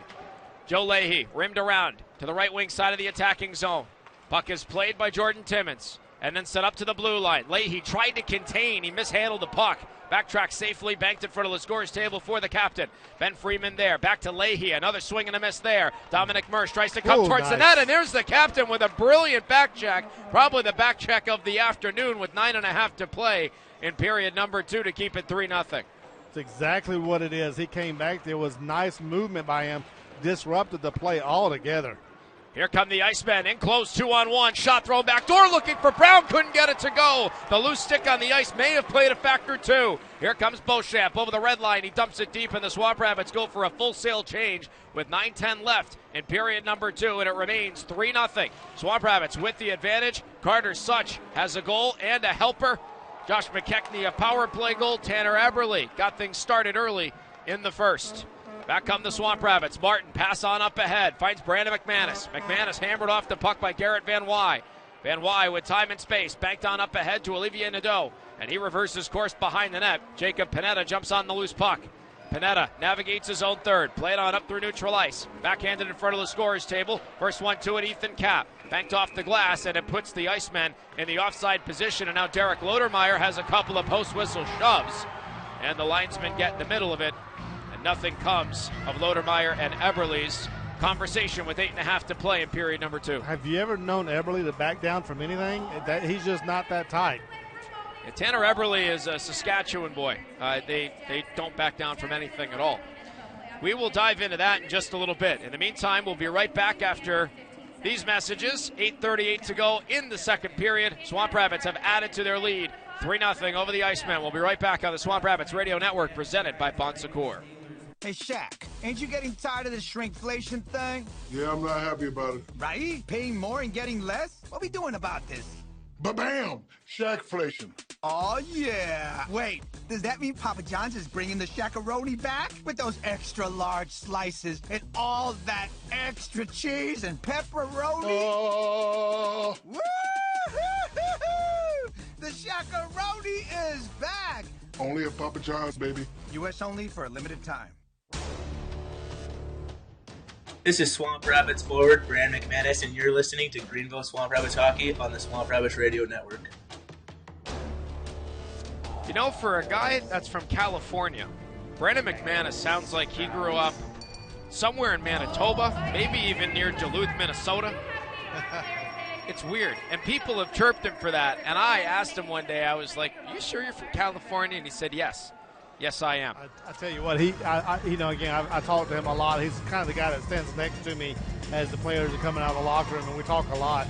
And he was not happy with the outcome of yesterday's game, and you could tell that he understood that he really wanted to get out there and get it. So he's had to run there. Now he didn't get it yesterday, I don't believe, but he had a run of assists. I think he leads the team in those assists, and he's had another one tonight. And if you're young and you watch people off the ice, watch him skate. You got to watch. A lot of times, most of the work happens when you don't have the puck on your stick. It happens before you get the puck on your stick, and he's there a lot and around the action a lot. 2 points to your confirmation. He continues to lead the team in assists. He now has 21 after that. He had a 3-game assist streak that was snapped last night. It had started prior to the All-Star break. So sometimes I remember things. Not often, Ben. Hey, you were right on it, though. Yeah. I was giving you the props. I was just adding context. There we go. You had it right. Tanner Eberle banked up to the blue line. Lewis, D-to-D. J.D. Greenway. Shot got redirected to the high slot. Lewis not quick enough to get there. Backtracked out to center. Finds Greenway. And he goes cross-ice to the aforementioned McManus we were talking about a few moments ago. McManus lost it in the shuffle. Nadeau takes it in for the Icemen, somehow onside. Lewis throws his big frame in there. And Josh McKechnie, the most recent Swamp Rapids goal scorer, plays it safely back to his defense. Greenway to McManus. Now for Such. Backhanded to Hauser. And he elects to get a glove and hang on. With 7:45 remaining in the second, and it is still a 3-0 Swamp Rapids lead. Goals from Tanner Eberle at 18:31 of the first from Ethan Somoza and Nick Perkusic. Carter Such with a highlight reel goal at 4:09 of the second from Beauchamp and Martin, and Josh McKechnie a power play goal from McManus and Such at 8:39 of the second. Yeah, that goal by Such. You know, there's some highlights that we remember in our minds, right? The Smith shot, right? We remember some of those things. He danced with those guys like they were just standing still. It was awesome. Back out through neutral ice we come. Colton Young with the strip. He comes up the ice, right wing side of the attacking zone. Young backhands it, it deflects, but around the net. And back up to the near side boards it comes. Carter Such lost control, and now the Icemen come right back to it. Off the glass, puck's rim back to the near corner. Taken over by Jared Amigo. A hard hit from Max Martin. Fiddler Schultz, blue line, D-to-D comes to Connor Russell. His shot got through, sails over the crossbar. Back it comes up the far wall. Jake Smith chips it by his man and accelerates. Here comes Smith, right wing side, finds the trailer. Young down Broadway, kicked away by Hauser. Young spun off the puck, but then Strong back on top of it. Back behind the net again it comes. Puck squeaks out to Smith. Smith tried to go to the blue line for Leahy, couldn't get the puck to go. Now here comes Young again with the defender draped on his backside. Blue line, Leahy, D-to-D. Puck is settled on down by Jacob Modry. Tied up inside the blue line. Strong on the puck. He's able to keep the drive alive. He finds Young back down in the corner. Puck centered. Smith right between the hash marks. Got stick lifted from behind. And now here come the Icemen back on the counter. Christopher Brown dumps it deep. D'Amigo applies pressure as Jacksonville gets a change with 6.5 to play in the second, trailing by 3. Jacksonville's got to feel that this ice is tilted in this period. They have just not been able to do anything that they were in the first period. It's been almost all the Rabbits the whole time. What's interesting is we're starting to go down Broadway and get looks down right down Broadway, and we didn't see much of that yesterday at all. Puck comes back inside the Swamp Rabbits zone. 6:10 to go, second period. 3-0 remains the Swamp Rabbits lead. Jordan Timmons chips it up but not out. Panetta keeps it in and plays it down the left wing wall, rimmed all the way to the right side. Puck is chipped up by Joe Leahy, out to Somoza, off the paraphernalia of his intended target in Timmons. A broken stick. And there's a broken twig out on the neutral zone.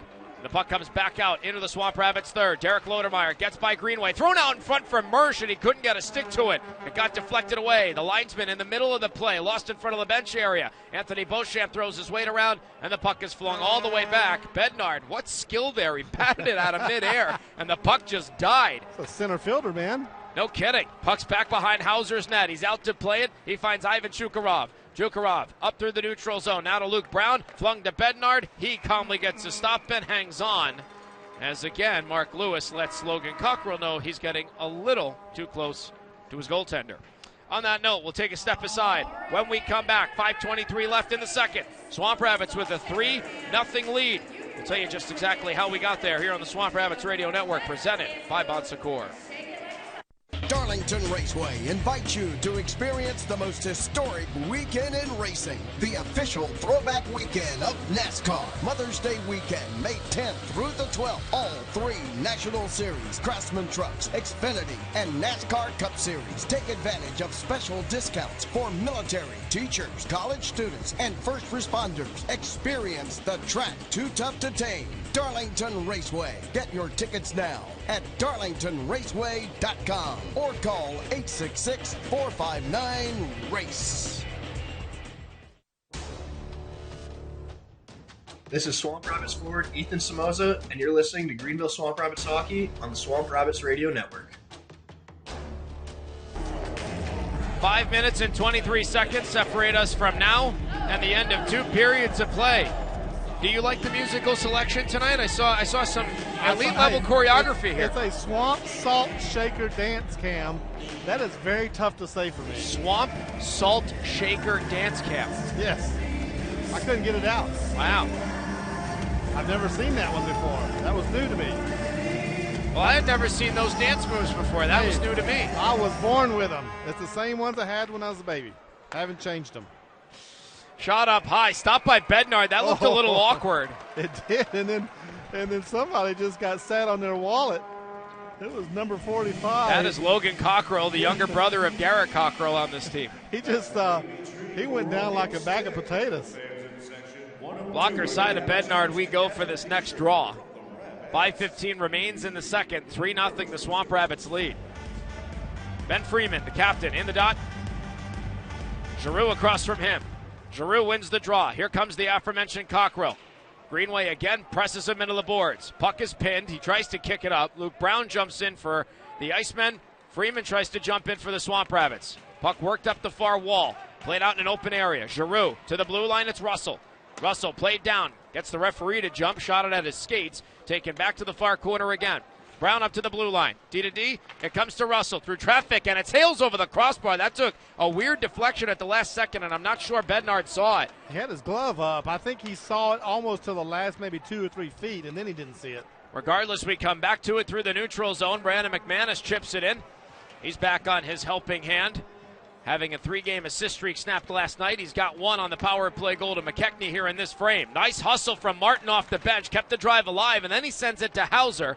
Hauser safely to Russell, and the Icemen try to break out with 4:20 remaining in this second period. Swamp Rabbits lead 3-0. Turned over to Tanner Eberle. Nice evasive maneuver up to the blue line. Martin, D to D. It's Cap. Shot blocked point blank by his oncoming assailant in Olivier Nadeau. Puck is worked back on a rim. All the way to the left wing side of the Icemen zone. And now taken safely out again by Nadeau through neutral ice. It's Riley Fiddler-Schultz. Fiddler-Schultz is there. Thrown towards the net. Calmly knocked away by Bednard. High off the glass. It stays in play. To the blue line. Cockrell again right to the glove of Bednard. And he says, you know what? Let's all get a breather. At least I think that's what he said. 3:48 to go in the second. Swamp Rabbits lead by 3. I think that's exactly right. Gives his team a chance to have a shift change, but also a little bit of a reset point.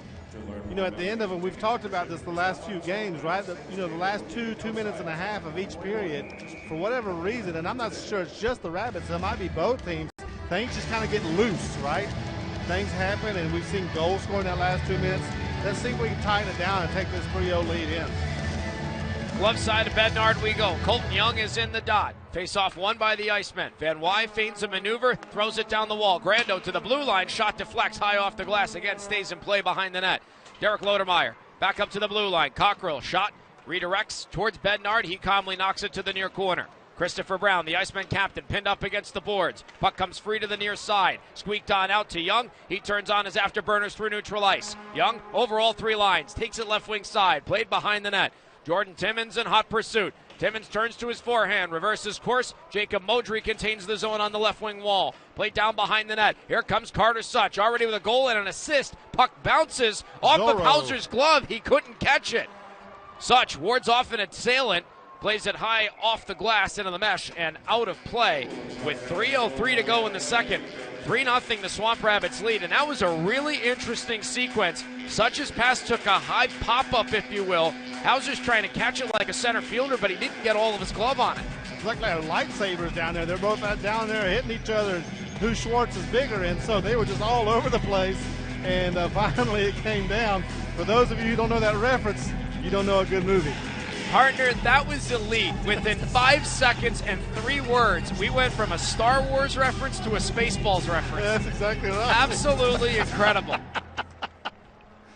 You're welcome. Oh, that was just fantastic.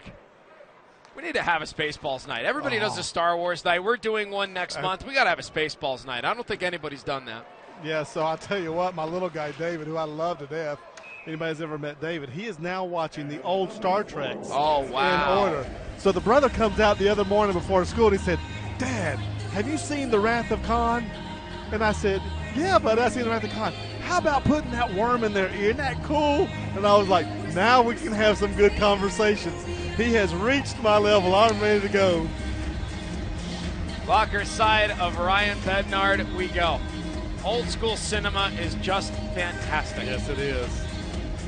Perkusic in the dot. The only old school thing about that young gentleman is how hard he plays. Oh boy, he does. He is all over it. Face off won by Perkusic. Swamp Rabbits chip it out. Comes out in front of the scorer's table. Luke Brown is there. Played on a rim all the way to the far side of the Swamp Rabbits zone. Icemen back in control for a brief moment. It's pursued on the near side by Connor Russell. Off the blue line, taken behind the net. Nice evasive maneuver by J.D. Greenway. He feigned where he was going. And now Perkusic up ahead. Almost sprung Somoza on a break. Instead, it's icing against the Swamp Rabbits with 2:17 to play in period number 2. What a move by J.D. right there. Just faked out the defender and was able to do it. You know, it's interesting. Lorda was also telling you before the game, most of these teams carry similar packages from game to game. So you kind of know what you're going to get when they come in. And he actually, we talked about this as well, he has made the changes. It's one of the changes that we saw is the amount of pressure they are putting on forechecks. We have seen that the whole game. They are really attacking in that forecheck method. Blocker side of Ryan Bednard we go. Little pit bull. This is right up your alley, right? Mr. Worldwide, yeah. Mr. Worldwide. Mr. 305. Iceman with a shot, pop up, and caught by Bednard. Can of corn. 2:11 to go, second period. 3-0. Swamp Rabbits with the advantage. And Ryan Bednard has been absolutely sensational tonight. He has seen 22. He has stopped 22. Almost for 40 minutes. Hey, quick shout out to the goalie coach and scout for the LA Kings, but also for the Rabbits, Danny Tyrone. Talking to him earlier, we talked about that. If you ever have a bad day, just go talk to that guy. That guy is always in a good mood and got the biggest smile every day that I have seen him. 6 degrees of separation in the world of hockey. I worked with him for a brief spell of about 2 weeks. He was with the Rapid City Rush, a part of one of the most chaotic road trips we had ever had.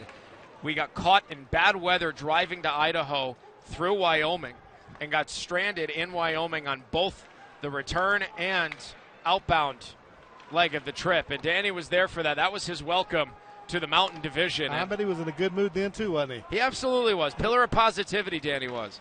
That guy's something else. I'm glad he's part of the organization.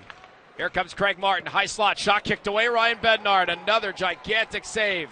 Puck comes back on a bank pass up the far wall of the neutral zone. Back to Ben Freeman, dropped on off. Looking for an option on the play. It was Anthony Beauchamp, and he couldn't get it to go. Back come the Icemen out in the neutral zone with 80 seconds to go. Second period, 3-0 the Swamp Rabbits lead. Martin redirected in by Jake Smith. In hot pursuit, Beauchamp. He's the first one of the puck. Double team trying to break through. Jerry D'Amigo in the area code for Jacksonville.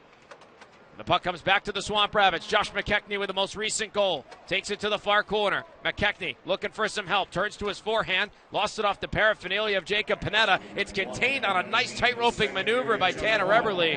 But then the puck goes out of play, I think, into the Swamp Rabbits bench with just less than a minute to go in period number 2. Yeah, Mr. AJ, the equipment manager over there, I think he just almost caught it as it went in. And, again, we had those last couple of minutes.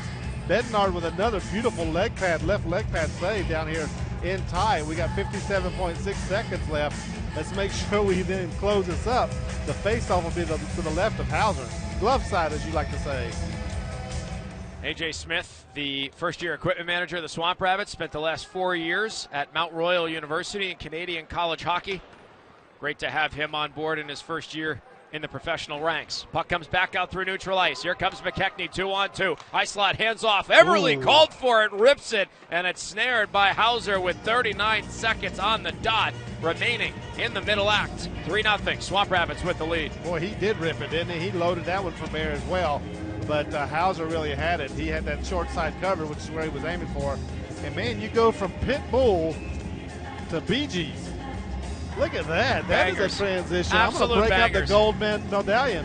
The old Saturday Night Live skit. We're going to be talking about medallions and stuff. You remember that I old do. skit? Oh, it was a long time ago. I'd have to watch it again. I've always been a fan of the Barry Gibb show. The Matt Foley skits. Oh, those are some of yes. my favorite ones. And, of course, you can't go wrong with I Need More Cowbell. Bruce Dickinson. Back out neutral ice in front of the scores table. Garrett Van Wise, pass broken up. Carter Such trying to beat the buzzer with 20 seconds to go. To McKechnie's shot, redirected by Hauser expertly into the mesh and out of play. There's that veteran presence of Hauser with 17 and a half minutes left in period number 2. Sneaky little shot by McKechnie right there. It's going 5-hole. That big stick of Hauser was able to deflect it up into the mesh. But that's what I like to see. If we're going to have 2 minutes, let's put the 2 minutes. Look at you, partner, on the big screen right there. On the big screen, that last 2 minutes, let's do it that way. Should have moved it over to you. You should have come on frame. I would have taken the whole frame up. That's not good. Puck is sent back below the goal line in the Swamp Rapids attacking zone. 10 seconds left in the period. Jacob Panetta out in front of the scorer's table to Olivier Nadeau. Nadeau, cross ice, out of Hoppage, Craig Martin, 3 seconds left. Fires, kicked away by Bednard, and that is going to do it. Yes. 0-0 on the clock, 40 minutes in the books. The Swamp Rapids maintain their positioning in the driver's seat. However, they have added to their lead. It was 1-0 coming into the frame. They leave it up 3-rip, as they would say in the locker room. Yeah, I tell you what, it was a tale of 2 periods, right? I think the first period was good. I mean, we played tough. We didn't nothing gave up. Second period, all Rapids all the time, and that's what they're looking for. Now let's close this thing out and split this weekend with Jacksonville. We will take a step aside. When we come back, it is a look at the out-of-town scoreboard in the ECHL. We will dive into what exactly is going on in the wide world of sports with our brethren in the Premier AA Hockey League. A complete recap of the last 40 minutes of play. And my partner, I'm sure, is wondering what's happening in the NFL playoffs today. So maybe we'll give some honorable mention on our scores from around the league and see what's going on with the pigskin while we're watching some puck. We'll be right back with our second intermission report here on the Swamp Rapids Radio Network, presented by Bon Secours. Tonight's game is brought to you by the ECHL, celebrating its 36th season of affordable family entertainment. The ECHL would like to thank everyone for your support of ECHL hockey. The ECHL would also like to recognize the following league sponsors: AMI Graphics, exclusive signage provider; Athletic Knit, official jersey supplier; Baron Rings, official championship ring supplier; Bellevue University, official higher education partner; VFL Canada Insurance and Sutton Special Risk, sponsors of the 2024 ECHL Hall of Fame induction ceremony; Dash, official mobile auction platform; The Fairley Group, official commercial insurance provider; Fansays, official digital couponing platform; Flow Sports, exclusive streaming provider; Howie's Hockey Tape, exclusive hockey tape and lace provider; In Glasgow, exclusive puck provider; and Warrior, exclusive on-ice equipment provider and title sponsor of the 2024 ECHL All-Star Classic. Catch all of the ECHL action live in high definition by logging on to FloHockey.tv. Need an oil change? New tires or brakes replaced? Get your vehicle's preventative maintenance taken care of at any of our 10 Jiffy Lube locations in the upstate, from Clemson over to Moore. No appointments necessary. For all you Swamp Rabbit fans, get $15 off any service when you present your game day ticket. We are locally owned and operated and celebrating 21 years in the upstate and PD markets. Getting your vehicle in tip-top shape is our priority. After all, that's a job for Jiffy.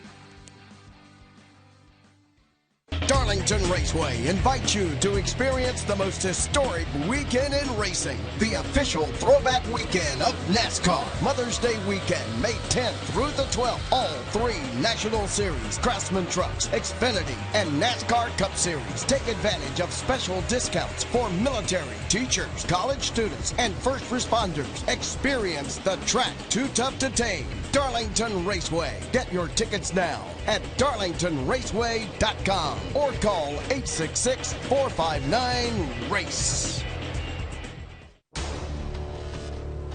This is Swamp Rabbits forward Ben Freeman, and you're listening to the Greenville Swamp Rabbits Hockey on the Swamp Rabbits Radio Network.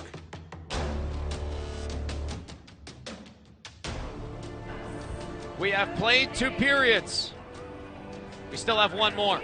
It's been a heck of a game this afternoon between the Jacksonville Icemen and the Greenville Swamp Rabbits. And after 40 minutes of play, it is 3-0. The Swamp Rabbits lead the Icemen. 20 minutes left in the weekend. Joined by my partner, Mr. Matt Caldwell. I'm Mark Benetti alongside you here on the Swamp Rabbits Radio Network. Watched a heck of a second period. You had an interesting observation that the first period was well-played hockey, but despite the travel, 3 games, 3 days, the tough loss last night, this team found another level, having already played a solid first period. Yeah, they really did. And, I think it was, and I'm going to go back to what Lordo said. Lordo was looking for that fire, right, to be disciplined, to make sure you enact the game plan, and they came out with abandon. And we talked about it right off the bat. And almost as soon as they came out of the tunnel, they were skating hard. And so now you got to finish it up, right? That 3-0 lead is not protected in this league at any time, right? You got to make sure you close it out.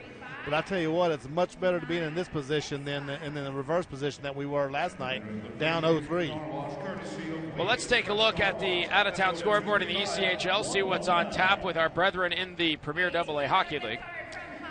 Not too much action on this Sunday, but still a decent bit of work to be done. The Reading Royals lead the Maine Mariners narrowly 2-1 through 40 minutes of play. Reading beat Maine by identical 5-1 scores the last 2 nights. They are looking to sweep their 3-3 this afternoon. Florida has now drawn level with Savannah, 37 seconds to go in the second. It is a 2-2 deadlock. And Oliver Chow responsible for both goals for Florida, including the tying goal with 56 seconds left in the second. That guy's a handful. He is a handful to play against. Newfoundland Growlers had a 2-1 lead against the Norfolk Admirals, and the Admirals woke up and started firing away from their cruisers. Ran out of naval jokes there. Regardless, 5-2 now their lead. They blew open for 4 goals in the second period. Wow. Sunk their battleship.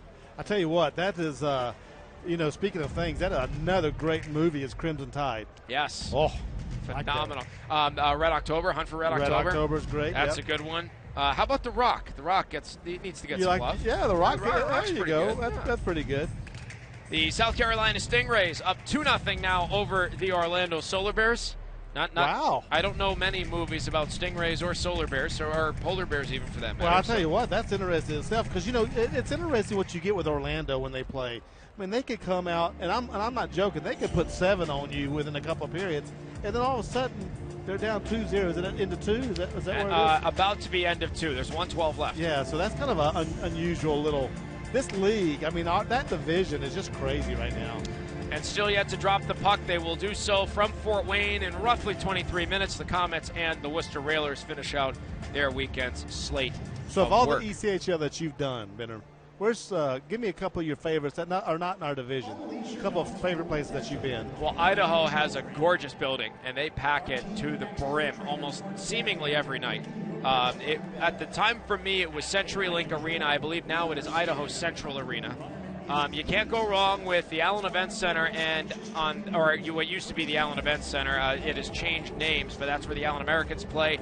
Cable Dahmer Arena is where the Kansas City Mavericks play, and both of them are in that same loop because they have identical buildings. Oh, it's really? just a mirrored layout in some areas. Kansas City and Allen? Kansas City and Allen. As a matter of fact, the Central Hockey League, when teams started to expand, contracted the same group to build these arenas. So Arizona, the Sundogs, formerly the Sundogs, Allen Americans, I think Broome County in Colorado, when they had a team there, it was the Rocky Mountain Rage. They were in Broome County.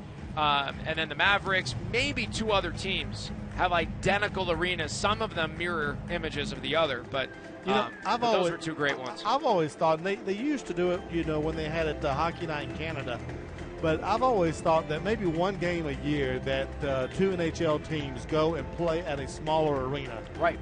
Play in a small arena where you pack it. Arizona played their whole season in a small arena, but I think if you do that, especially if it's in a town that's not, maybe not near a metropolitan area, it gives those fans a different experience because it really is fun.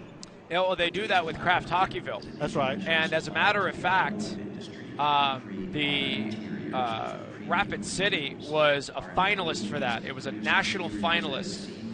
They ended up losing to, oh my goodness, I am drawing a blank. I want to say it was up in Michigan. They lost to a city in Michigan to have the NHL preseason game there. And that was a fun time. We got all of Rapid City involved. We made the national voting final to the Rushmore Hockey Association, the minor hockey program out there. We had raised the money for them. So based on where you finish, if you're number one, you get X amount of dollars and the NHL preseason game. If you're second, you still get a check, and it's quite a hefty one, too, for renovations to your building and all these different things for your youth hockey program. So that was such a great thing to be a part of, and we had everybody on board throughout the entire state cheering us on, and unfortunately lost on that last bit there. But nonetheless, it was really cool to see that the NHL could have come out to Little Rapid City and had a preseason game. What was Rapid City? What's their motto?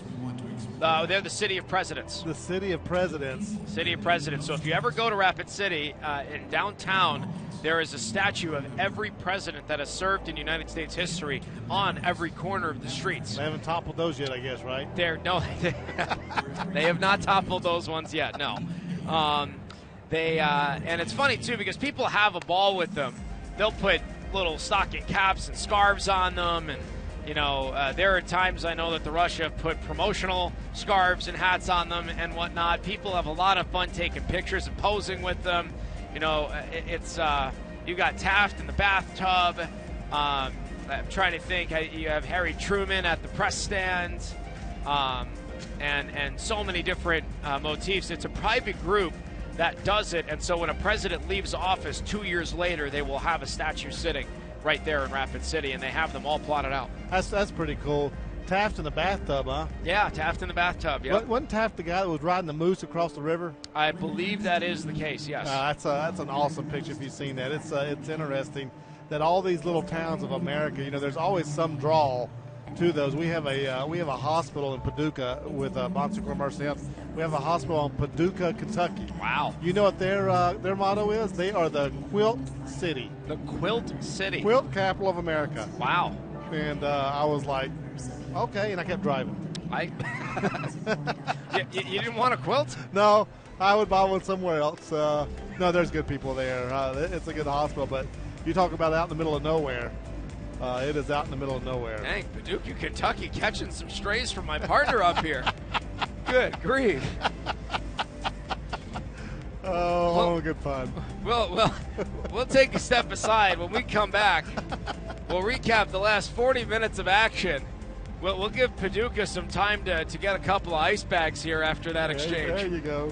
We'll be right back with the recap of the last 40 minutes here on the Swamp Rapids Radio Network, presented by Bon Secours.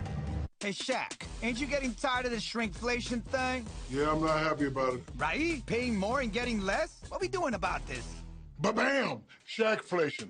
Oh, yeah. Wait, does that mean Papa John's is bringing the Shaq-a-roni back? With those extra large slices and all that extra cheese and pepperoni? Woo-hoo-hoo-hoo! The Shaq-a-roni is back! Only at Papa John's, baby. U.S. only for a limited time.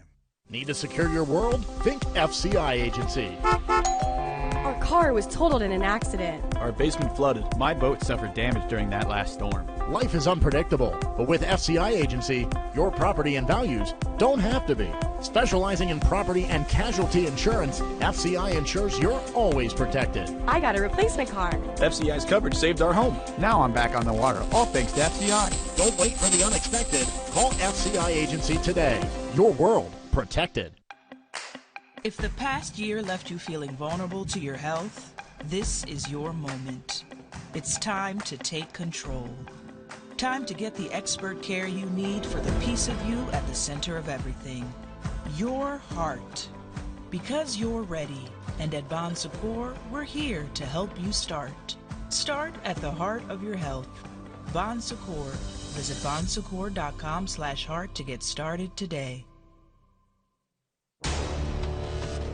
This is Swamp Rapids goaltender Ryan Bednar, and you're listening to Greenville Swamp Rapids Hockey on the Swamp Rapids Radio Network. 40 minutes gone by. We have 3 goals to recap. All 3 of them belong to the Greenville Swamp Rapids. Start off. What's that? I've never heard catching strays. Catching strays? You've never heard that? That's a new one on me. When you say catching strays, I thought we were going to go out and collect dogs. I didn't know what that was. what that was. I'm slowly getting ingrained with the lingo of the hip youth of this upcoming generation. Good luck. I haven't even caught up to my generation yet. I tell you what, there's some good games going on right now. I got a 10-10. I think a 10-10 tie. Oh yeah. Yeah. The NFL playoffs there. That's a good one as well. That's Detroit and Tampa Bay. Yep. Yeah. That's right, 10-10. Wow. So let's recap this outstanding game we're getting to watch. Sir. Yeah. Start off as we always do, top to bottom, with the first goal scored. Tanner Eberle, tic-tac-toe passing. Nick Perkusic, nice evasive maneuver. Ethan Somoza, cross-ice, point-blank slam dunk, and it's 1-0 with 89 seconds left in period number 1. Partner, I know you'll get to the other goal in a second, but I'm trying to think which goal was nicer. Both of those were fantastic goals.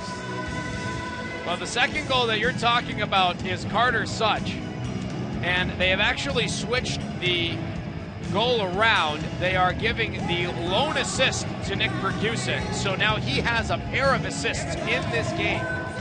And Carter Such goes into the zone, dangles around 3 bodies, and finds a way to tuck it past Michael Hauser to make it 2-0, 4:09 into period number 2. Yeah, I tell you what, both of them are skill goals, right? We saw that the passing from Perkusic and then getting into to Ebbs, fantastic. And then the Such goal, what an individual effort just to skate around those 3 defenders and dump it past Hauser. I mean, it was a thing of a beauty. So that's a 2-0 Swamp Rabbits lead, and with 8:39 gone by in the second period, a power play after some 4-on-4 hockey back and forth. Josh McKechnie right down Broadway with a 5-hole shot made it 3-0. Baker's dozen on the year for number 17. Brandon McManus, Carter Such get the helpers. Yeah, he came right down the slot. I tell you what, that's exactly what you wanted to after that beautiful power play. I tell you what, their special teams have looked good tonight, and I think that's what Lordo is looking at, right? And so they came right down. Now here comes the third period, right? We're up 3-0. I think if you're the Rabbits, you got to keep your foot on the gas, right? We know Jacksonville can score. They showed us they could score yesterday, and they're going to be hungry for blood coming right out of the locker room. Shots on goal with 13-11 in that second period in favor of Jacksonville. Overall, outshooting the Swamp Rabbits 24-14. Special teams has now graced us with their presence in this game. The Icemen 0 for 1 on the man advantage. Greenville 1 for 2. McKechnie the only marker. That's exactly right. We're getting outshot by a ton. And Bezzy is continuing to have a good game. You know, he's really, a couple of games before the All-Star, into this, he's on this game, and he loves playing in the well, and we love having him on the team. We'll take a step aside when we come back. Period number 3 is upon us. The Swamp Rabbits lead 3-0. We'll see what transpires in the final 20 minutes this Sunday afternoon here on the Swamp Rabbits Radio Network, presented by Bon Secours. Living with joint pain isn't easy, but lately dealing with it has felt even harder, so you've been putting up with it. That stops today. Today, you stand up for yourself and say enough, and we solve it. Because at Bon Secours, we have the solutions to get you back on your feet. You're ready. It's your time. Bon Secours. Visit bonsecours.com/ortho to get started today. Hey, Shaq, ain't you getting tired of this shrinkflation thing? Yeah, I'm not happy about it. Right? Paying more and getting less? What we doing about this? Ba-bam! Shaqflation. Oh, yeah. Wait, does that mean Papa John's is bringing the Shaq-a-roni back? With those extra large slices and all that extra cheese and pepperoni? Oh! Woo-hoo-hoo-hoo! The Shaq-a-roni is back! Only at Papa John's, baby. U.S. only for a limited time. This is Swamp Rabbits forward Ethan Somoza, and you're listening to Greenville Swamp Rabbits Hockey on the Swamp Rabbits Radio Network. 40 minutes are down, 20 to go. And it's been one heck of a Sunday afternoon showdown here at Bon Secours Wellness Arena. The Greenville Swamp Rabbits lead the Jacksonville Icemen by a 3-0 count heading into period number 3. Thanks again so much for joining us this Sunday afternoon. Joined by Mr. Matt Caldwell. I'm Mark Benetti alongside you here on the Swamp Rabbits Radio Network. Yeah, it's been a fun time, and I told you, these Sunday games, for whatever reason, they're just fun games, right? It's always the third of the set, and we've been playing so well, and I'm so glad to see the team that we are accustomed to put on a show in that second period, and I'm excited to see this third period, to see if we can close this out and then just get after it, buddy. The other thing that I would say really quickly is we are spoiled a lot of times in seeing these goaltenders. You know, we've seen some good goaltenders come through here. We've got some good ones on our staff right now, and it's interesting. I just love watching that part of the game. Jacksonville, and you said it yesterday, they've got a couple of good goaltenders as well, and it's just fun to watch these guys perform. And their goaltending coach, Charlie Williams, is no slouch either. He has 200 games in the ECHL and over 100 wins. And a winning record of 111, 70, and 14 over 7 seasons that he was a professional goaltender out of Ferris State University. Played with Manchester, played with Indy, Jacksonville for the last 3 years of his career, including last season, playing all 6 games in the playoff series against the Swamp Rabbits. You know, when you're able to talk to a goaltender, and I say this very affectionately because I got a son as one, they are a little bit different, right? They see the game differently, they think about it differently, but they are so smart about the game. And you know what? We saw a surprise hire in the NHL, right, from Wild, right, that got the job for the Islanders. The Islanders, right? Lane Lambert was relieved of his duties, and Patrick Waugh took over. This is his second stint in coaching, having done it previously at the NHL level with the Colorado Avalanche, who he won a Stanley Cup with. Yeah, so they see the game a little bit differently, and a lot of times they'll see what I like to call gaps in the system, right? Where are the gaps in the system that you can exploit? Max Martin, Hail Mary up ahead. On a bounce comes to Tanner Eberle. He got the scoring entry, started for the Swamp Rabbits in the first period. 50 seconds gone by in this final period, and now the Icemen come up the ice, trailing 3-0 to the Swamp Rabbits. Puck comes back outside the Swamp Rabbits blue line. Played down off the wall by Jerry D'Amigo. D'Amigo lost it in the traffic jam, and it's advanced out to the red line by Brandon McManus. Corralled by Connor Russell. He flings it on a rim all the way to the right side of neutral ice. Comes to Brandon McManus. He turns on his jets, comes out over the blue line, takes it down near corner, hard rim to the far side. Jacob Modry contains, throws it right back. Puck kicks off the skate of D'Amigo, collected by Christopher Brown, the Iceman captain. Back out to D'Amigo through neutral ice. D'Amigo lost it in front of the bench area. Brown there, fires it back behind the net of Bednard, and with a minute and a half gone by in the final period, both teams get a change, and the Swamp Rabbits try to break out. I don't know if it's on purpose or if it's just the way that is, but tonight it seems to me that we're making the changes a little bit quicker. Here comes Ethan Somoza, left wing side, tries to throw it out in front. His pass didn't get there. Another try. That one goes wide of the goal mouth. And the Icemen avoid going down 4-0, but the puck's turned over again on the near wall. Almost back to Somoza. It skipped away from his blade. The Icemen quickly in transition. Riley Fiddler-Schultz leads the charge. Fiddler-Schultz a shot. Kicked away by Bednard. Puck comes back up the near wall. Taken off the backside. J.D. Greenway in the area code. Muscles off his aggressor. Greenway takes his ice. Played on up ahead. Jake Smith onside. Flings across ice. Somoza fired. Kick save Hauser. And Greenway was tied up skating into the rebound. Otherwise, it would have been 4-0.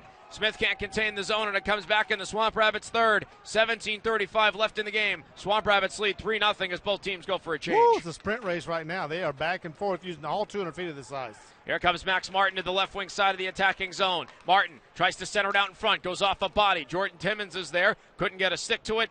Recollected by Garrett Cockrell, banked off the glass, down the full length of the ice. Not good enough for icing. Cap finds his man, and we play on. Puck is banked in front of the benches, sent down the full length. Icing waved off. We continue to play on. Timmons puts his man into the boards. Sent up to Luke Brown of Jacksonville. A stick lift. Puck is contained. Here come the Swamp Rabbits. Ooh. Backhanded, redirected by Timmons, and it's knocked away by Hauser.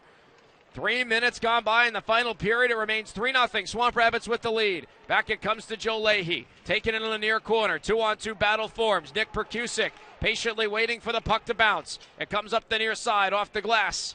From Timmons, back out to center. Beauchamp couldn't settle it down, and it's backhanded again by Jacob Panetta. Both teams again, lather, rinse, repeat. Go for a change. 16.5 to play. Swamp Rabbits up by 3. Boy, I tell you what, they are really trying to push the pace, both teams, this period, and it is back and forth. We've gotten a couple of good looks, almost right off the bat by mistakes by Jacksonville, and we need to continue that aggressive forecheck to see if we can make them make more. Puck's played behind Hauser's net inside the Jacksonville zone. 16-15 left in the game. Swamp Rabbits with a 3-0 advantage. Garrett Van Wy in transition for Jacksonville. Delayed call on the play. This is going to go against the Swamp Rabbits. Holding is the signal with 16:08 remaining in the game. So Jacksonville gets its second crack on the power play. That means Arthrex penalty kill number 2 for Greenville. Colton Young to sit for what he hopes is a full 2 minutes. Yeah, now when we've seen the Icemen in the previous ones, they've done a very good job of throwing a lot of traffic in front of the goalie, right? Today it'll be Bednard again. throwing a lot of traffic in front of the goalie, trying to really disrupt his vision, ability to see. If you're the Rabbits and you know that, well, first thing is dump it if you can dump it, but really push that puck out and don't let people make camp in front of the goalie. Blocker side of Bednard we go. Puck is still being fought for, recovered by the Icemen, Craig Martin. Blue line cross ice, finds a man. Damien Giroux down the right wing wall, shadowed by two. Back up to the blue line, it's Martin. Back to Giroux, far corner. Blue line again, Martin. Back to Giroux, lather, rinse, repeat. This time banks it off of the back wall. So I guess the shower must be done then. Back comes the puck to Christopher Brown. Off a deflection. Riley Fiddler-Schultz is there. Creeps in towards the goal line. Fiddler-Schultz dances around, throws it back door, has a man. Shot knocked away by Bednard. Puck is still loose, and it's played by Somoza. He gets set to the deck. Greg Martin's there. Right wing side. Martin button hooks back to the blue line. Has an option. D-to-D. Panetta sends it down. Fiddler-Schultz with a shot off the glove, and the puck is batted out of midair, but Freeman can't get it to go. 70 seconds left on the Arthrex penalty kill with 15-15 left in the game. 3-0 Swamp Rabbits lead. They're trying to keep it that way. Fiddler-Schultz by Somoza in close range. Comes behind the net. Takes it to the left corner. Back up to the blue line. Christopher Brown, the captain's there. Fakes. Hands off Fiddler-Schultz. A shot sails over the crossbar. High off the glass. Iceman again with the puck retrieval. Fiddler-Schultz tight ropes the blue line. Throws it cross ice. Takes it right back. Fiddler-Schultz. Brown with a one-timer kicked away. Puck again knifed away from the net. Settled down by Giroux. 40 seconds left on the kill. You're absolutely right. Redirected towards the net. And it goes wide. Back up again to Brown. Brown inside the blue line. Hands off. Thrown. Redirected again wide of the net. Taken on a sharp angle. Stopped up. And Freeman can't clear the zone. It's contained again. Martin down low, back door, they had Giroux. Another try, knocked away by Bednard, and hacked away by the defense. Up to the point again. Fiddler-Schultz cross ice, swing and a miss on the one-timer. Bednard knifes it away. 15 seconds left on the kill. Cap tied up below the goal line. Puck advanced to the captain. Here comes Brown. Brown is there. Hands off. One-timer blocked out in front. And the puck rifled down the remaining length of the ice. 2 seconds and one. We're back to 5-on-5. That's the penalty kill of the weekend. Partner, I'm not sure that ever left the zone in the whole power kill, penalty kill there. What a shift by the Rabbits right there to keep it out. Some scary times. Good job by Bedsy as well, but man, what a PK. Ryan Bednard has turned aside all 26 shots he has seen thus far. Colton Young out of the penalty box back into the fray through neutral ice. Here comes the puck back to the Icemen. Luke Brown with a shot, deflects off of a shin pad. Comes back to Brandon McManus. McManus button hooks away from two oncoming assailants. Banked off the back wall and reset. Joe Leahy deflected on out to center. Josh McKechnie full steam ahead. He's got some options. Drops it off back. McManus takes it high slot by himself. Couldn't get the shot to go. McManus recovers the puck. Turns to his forehand. Played down the wall. Such a pass deflected.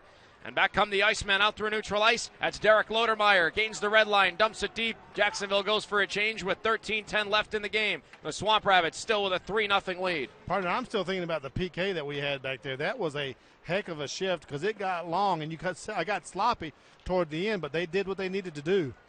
Long pass up ahead. Broken up by the Icemen defensive Ivan Shukarov. Sent back in front of the benches. Jacob Modry reverses course for the Swamp Rabbits. Icemen back on top with 12:50 to go in the game. 3-0. Swamp Rabbits with the lead. Here comes Chris Grando through the neutral zone. Lost in front of the bench area. Puck hacked to Bednard, and he elects to get a glove to it and hang on. And J.D. Greenway has some post-whistle words for his 13 counterpart in Grando.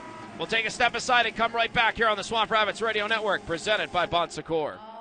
Darlington Raceway invites you to experience the most historic weekend in racing, the official throwback weekend of NASCAR. Mother's Day weekend, May 10th through the 12th. All three National Series, Craftsman Trucks, Xfinity, and NASCAR Cup Series. Take advantage of special discounts for military, teachers, college students, and first responders. Experience the track too tough to tame. Darlington Raceway. Get your tickets now at darlingtonraceway.com or call 866-459-RACE. This is Swamp Rabbits forward Ethan Somoza, and you're listening to Greenville Swamp Rabbits Hockey on the Swamp Rabbits Radio Network.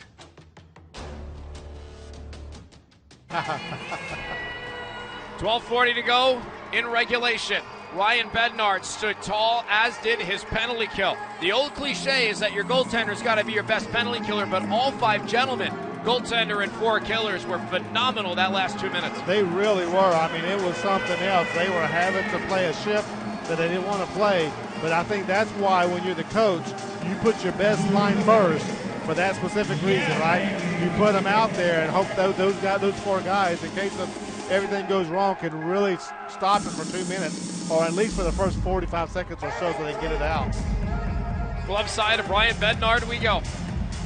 Nick Perkusic in the dot. Riley Fiddler-Schultz across from him. Perkusic wins it clean. Jordan Timmons out through neutral ice. Puck deflected at the red line. Backhands it.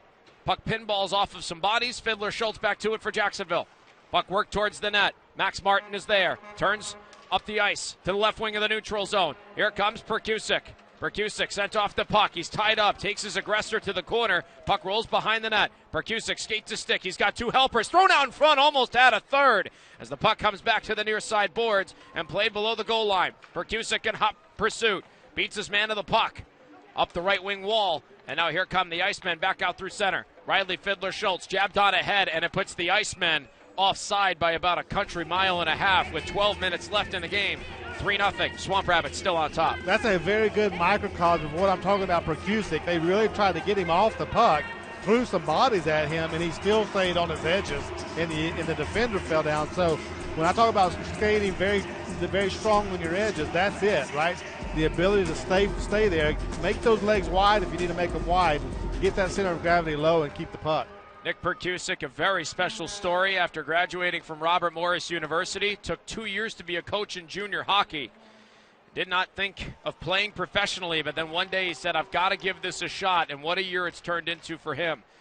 2 assists today. He has a dozen on the year. Back we come, inside the Swamp Rabbit zone. Puck worked on out to center by Joe Leahy. In front of the scorer's table, the Icemen regroup, and it's flung on up ahead. The captain, Christopher Brown, leads the charge. Brown over the blue line. Onside, drops it off. Another drop pass to Garrett Cockrell. He's denied passage. Puck off the glass. Down the full length of the ice. Icing the signal.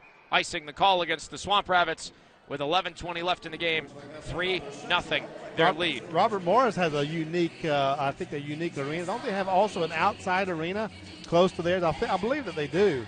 And it's pretty neat, but they don't play outside. They play in the arena, of course, as everybody else does. But I think during the winter they'll freeze it up and let people play during the summer. I believe they just clear it out and let them play roller hockey. Blocker side of Bednard we go. Face-off is controlled by the Icemen. What's that? Pitbull to ABBA. I don't know. It is all over the map today. The DJ's just having a ball. It's a Sunday fun day. Well, then they're having fun down there, that's for sure. Back to the near corner of the Swamp Rabbit zone. Played up to the blue line. Taken by Ivan Chukarov. Now played back into the corner again. Luke Brown is there. Jacob Modry hammers him off the puck. Modry's there. He's tied up. Can't get a stick to it. This is a Greco-Roman wrestling match behind the net. Dance partner. Good grief. It's a Greco-Roman wrestling match. The puck comes back to Luke Brown. Brown with a maneuver. Tries to get it from Modry. Lost the puck. Turns and fires, and it's knocked away by Bednard. Colton Young on top of it. Shovels it up, but not out. Intercepted. Brown to the high slot. That's broken up by the Swamp Rabbits defense. Hacked on up, but still not out. Chukarov keeps it in until it finally comes back to Joe Leahy with some breathing room behind the net of Bednard. Hail Mary up the ice, played by Somoza. Fires it down behind Hauser's net. Swamp Rabbits get a desperately needed change, and then there's a bit of an interference towards the bench on the change. Young got hooked up by Derek Lodermeyer. Like square dancing out there. It was all over the place. It was a really awkward sequence of events just now. Back we come to the far corner of the Swamp Rabbit zone. Mark Lewis throwing his weight around with J.D. Greenway. Greenway jabs the puck on up ahead. Oh, here we go. Eberle gets by his man. McManus turns on his afterburners. Nice dangle by the oncoming aggressor. McManus is there, far corner, looking for some help. Lewis gets it right back to him inside the blue line. McManus by one, by a second. McManus takes a tumble. Fans want to call, they're not going to get it. Josh McKechnie there to help out. He finds McManus. There's a loose stick out on the ice. The Icemen have a defender without a weapon. That's Chris Grando, and it gets it right back. Grando with his weapon reclaimed, plays it out down the full length. Icing the signal, icing waved off. We play on with 9.5 left in the game. Swamp Rabbits up 3-0. Josh McKechnie sends it below the goal line of Michael Hauser. It's overskated by 2. Olivier Nadeau gets it for Jacksonville. Long pass up ahead out of the reach of Craig Martin. Icing waved off. Regardless, Bednard plays it away from the oncoming attacker. Taken back by Martin again. Puck rolls to Bednard. Played away by his defensive Ethan Kapp. Taken near side again. Martin up the near wall. Puck is jabbed up, takes a bounce. It's contained by Brown and then hacked out by Carter Such. Such with a goal and an assist tonight. Advances it down low. And there is Nick Perkusic again. Perkusic leaves it for Such in Gretzky's office behind the net. He's pushed off. And the Icemen recover once more with 8:45 left in the game. Swamp Rabbits with a 3-0 lead. The time is really getting to Jacksonville right now. So that as that time winds down, you can see their anxieties going up a little bit because they know that it is working against them right now. Jacob Modry safely in his own zone. Takes his time. Joe Leahy advanced down in front of the benches. Puck is turned over, but then stolen right back. Tanner Eberle with a phenomenal move. A little theft. Thievery, yes. Larceny, as Razor says. Grand theft puck. Jordan Timmons flings it to the far corner of the attacking zone. Rifled on around, back to the near side again. Shukarov works it up. Puck gets deflected. Perkusic contains, tight roping the blue line. Hauser waits for it to come in his trapezoid. Ran out of time. Shukarov advanced up the wall. Eberle contains the zone. Eberle to the far side. Lost an edge. Puck is still loose. Played back for Timmons. Timmons tries to center it. Had a man in Perkusic. The puck floated away from him. Set up now by Damien Giroux. And here come the Icemen back on the attack. 7:40 left in the game. 3-0 is the Swamp Rabbits lead. Giroux finds a man, takes it back down the middle, couldn't get it to go. Bednard comes flying out of his crease and gets a glove to it for a stop with 7:35 left in the game. 3-0. Swamp Rabbits lead. We'll be right back on Swamp Rabbits Radio Network, presented by Bon Secours. Tonight's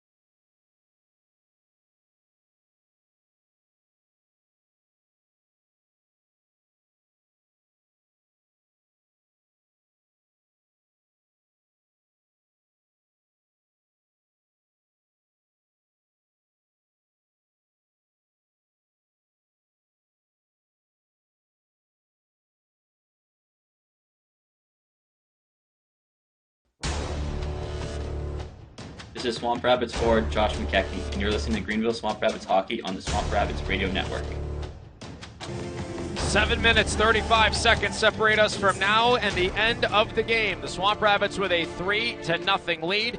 And back to it we come inside the Swamp Rabbits blue line. Puck is played by Grando to Bednard. Another stop made. J.D. Greenway blows out a tire behind his own net. And it's taken back by Luke Brown, pinned into the boards by Mark Lewis. Puck is played up by Anthony Beauchamp down the full length of the ice. Icing waved off. The puck died as it bounced off the bench boards. Sent back again. Beauchamp finishes his hit on Lodermeyer, and that did not look good. Yeah, it didn't look good. And Lodermeyer has an issue with it. Look at Beauchamp there. Now they're discussing the hit. And now it's turned into a wrestling match. No gloves have dropped, but we know Beauchamp is quite the strong customer. And so now they're both going at it, separated by the linesman. Beauchamp's helmet is off. Again, no gloves have dropped. And I think at this point, none will. Yeah, good luck with Rocco or the linesman trying to unleash Beauchamp. He's built like a rock. But he laid a hit on Lodermeyer. Lodermeyer didn't like it. It was a legal hit. But he laid it to him. And I'll tell you what, again, that is not the guy I don't think you want to mess with. I know the fans can't see a lot of the athleticism by these players with their sweaters on, but I think you're going to get both of them sent to the box. 12:56, the time of the coincidental penalties, and if I saw Rocco Stakowiak's signal, it looks like we are playing 4-on-4. I think you're right, partner. And it looks like that's the case. He keeps holding up the a 4 there. We'll see who exactly is coming out onto the ice. So, yeah, we're exactly right here. We're playing 4-on-4. Lodermeyer went directly after Beauchamp with that, kind of poked him in the back with a stick. Beauchamp turned around, and I'm sure they were just saying, hey, how are you doing? And then they started to dance. And if they weren't, then it's probably something that we can't repeat on our headset. Oh, it was probably, in a nice, no, I'm sure it was very civil. I'm sure the pleasantries were there.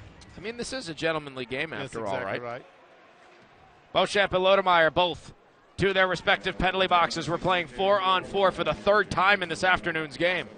And now back we come inside the Icemen zone. It is coincidental roughing minors against Derek Lodemeyer and Anthony Beauchamp for both Jacksonville and Greenville, respectively, at 12:56 of the final period. We have 6:40 to go and just over 90 seconds left to 4-on-4 at this point. Puck is played back behind the net again. Craig Martin there for Jacksonville, sent to the near corner of the Swamp Rabbit zone. Riley Fiddler-Schultz gets through a traffic jam in close range. Poke checked away by Ryan Bednard. McKechnie reverses course off the back wall. Max Martin flings it across ice. He finds McKechnie. He's got a lane. Here comes McKechnie. Partial 2-on-1 with Somoza. McKechnie fires and he missed the glove side. And Max Martin slow to get to the bench. Hopefully he's all right. He goes for a change. We're still playing 4-on-4 for just over a minute with 6:05 left in the game. 3-0. Swamp Rabbits with the advantage. Talking about larceny before, Bednard's stick, that was larceny that started all that. That poke check was fabulous. Joe Leahy, full lap around the Icemen zone, up to Jacob Modry on the blue line. Modry flings it down near corner. Brandon McManus, the first one there, runs into a bit of a pileup. Puck carries inside the blue line. Ben Freeman is there. Here comes the captain. Freeman takes it, slams the brakes. In a dogfight right now with Jacob Panetta, held off the puck. And it's regrouped by Garrett Cockrell and banked on out to center. Christopher Brown takes over. Brown inside his own third. Just maneuvers and then plays it back to Damien Giroux with 5:25 left in the game. 3-0 remains the Swamp Rabbits lead. Garrett Cockrell cross ice finds Jacob Panetta off the blue line with a backhander stopped by Bednard. Puck is loose, played out by Mark Lewis, too far ahead of his intended target of McManus, who is at the end of his shift anyway. He goes for a change with 5:10 left in the game. 3 seconds, 2-1. Beauchamp and Lodemeyer out of their respective penalty boxes. We're playing 5-on-5. Ryan Bednard makes a huge save as we have another penalty called on the sequence. I think we'll be going back to, looks like slashing. Beauchamp and Lodemeyer have a conversation as they go back to their respective benches, but nothing came of it. And if something was to come of it, all three gentlemen wearing striped jerseys were over there, nowhere remotely close to those two. Yeah, that's exactly right. I think we're going to have a call on the Rabbits for slashing, and we're going to go right back to the PK. We'll take a step aside when we come back. The Swamp Rabbits on their third Arthrex penalty kill of the afternoon. 5:01 left in the game. They lead 3-0. We'll see if they can hang on to that advantage. Ryan Bednard stopping all 31 shots he's seen here on the Swamp Rabbits Radio Network, presented by Bon Secours. If the past year left you feeling vulnerable to your health, this is your moment. It's time to take control. Time to get the expert care you need for the piece of you at the center of everything. Your heart. Because you're ready. And at Bon Secours, we're here to help you start. Start at the heart of your health. Bon Secours. Visit bonsecours.com/heart to get started today. This is Swamp Rabbits forward Jake Smith. You're listening to Greenville Swamp Rabbits Hockey on the Swamp Rabbits Radio Network. 5 minutes and 1 second left in the game.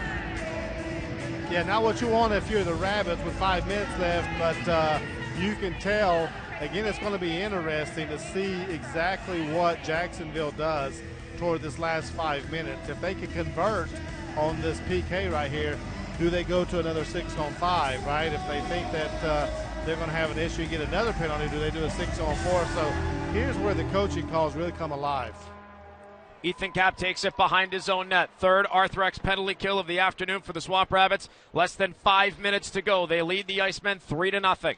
Shots 33-17 in favor of Jacksonville. Joe Leahy fires it all the way down to Michael Hauser, who has to play it to the corner. Ethan Somoza is there, tries to milk the clock and avoid Riley Fiddler-Schultz. Plays it to the far corner and is still wreaking havoc on this kill as the puck comes back below the goal line, and the Icemen regroup with now 90 seconds to go on their third power play of this game.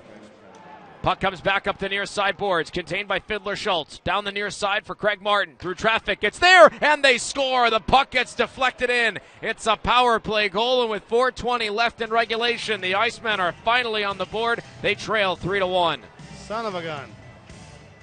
And, that's exactly what happened before, right? Yesterday on these PKs that we have, they are looking for that deflection, either at the top of the crease or behind the crease. He was sitting kind of just to the left. I think he got it, I didn't see on the overhead shot, but right around the left leg pad of Bednard. Not much you can do with that, right, when he camps out. So here we go, 3-1, and now Jacksonville with 4:20 left, only down 2. You got to be sniffing. Are they going to really start taking some chances to see if they can get within 1 before 2 minutes, minute and a half? Nadeau from Craig Martin and Riley Fiddler Schultz on the power play. And so now that makes this a 3-1 hockey game, just over 4 minutes to go. And to my partner's point, with it being a 2-goal deficit, what time will Michael Hauser come out of his net for Jacksonville to try and give them some extra spark? Puck comes to Colton Young in the meantime, far corner of the Swamp Rabbit zone. Young takes it safely behind his net. Joe Leahy flings it all the way down, batted by Tanner Eberle, but he's offside. And because the puck originated in the Swamp Rabbit zone prior to the offside call, that's where the face-off goes with less than 4 minutes to play. Yeah, that's the right call. They couldn't catch it in time, and you're not going to see them contest that call very much.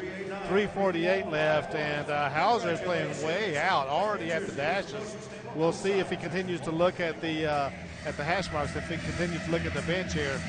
And I know that shutout's gone from Bednar, but hey, partner, he has played a heck of a game today. Blocker side of Bednard we go. Face-off is won by the Icemen. Hauser gets the signal. He shoots to the bench. Puck is played up through neutral ice and out. Eberle tries for the empty net, but it's not good. It's icing, and it's wide. Eberle is saying the puck got deflected. His complaints are falling on deaf ears. He's talking to our referee, Rocco Stakowiak, right now. But Rocco's not having any of it, so it's a face-off with 3:36 left in the Swamp Rabbit zone. I think he has a point. Rocco says, no, I didn't see it. Can't call it, I didn't see it. But I think Ebbs has a point there. It did get deflected now. So the Rabbits are kind of huddling. They're saying, look, guys, we got an empty net at 6, right? Play the puck, but if you have a chance, dump it down there on the empty net. Face-off comes to the blocker side of Ryan Bednard. And the face-off is backhand shoveled down the full length of the ice again. Once again, will be icing against the Swamp Rabbits. 3.5 to play. They have a 2-goal lead over Jacksonville, who is desperately trying to come back. I got no problem with that, right? If you know that you can't control it, right, dump it. Let's do the face-off again. That gives everybody a chance to reset. Blocker side of Bednard we go. Ben Freeman in the dot.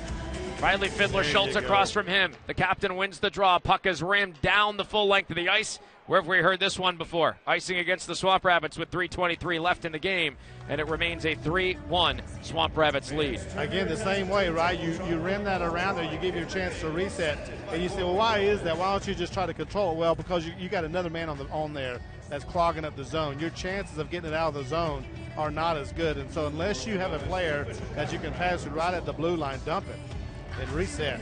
Glove side of Bednard we go. The captain again in the dot. Off the tie-up. Face-off won by the Icemen.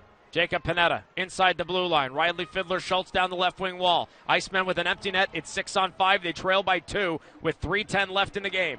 Here comes the captain, Christopher Brown. Shot stopped by Bednard, and he hangs on. And Damien Giroux got a little too close to Bednard, and his security crew let him know it. Yeah, he did. There was one little swing there at the end that they did not like.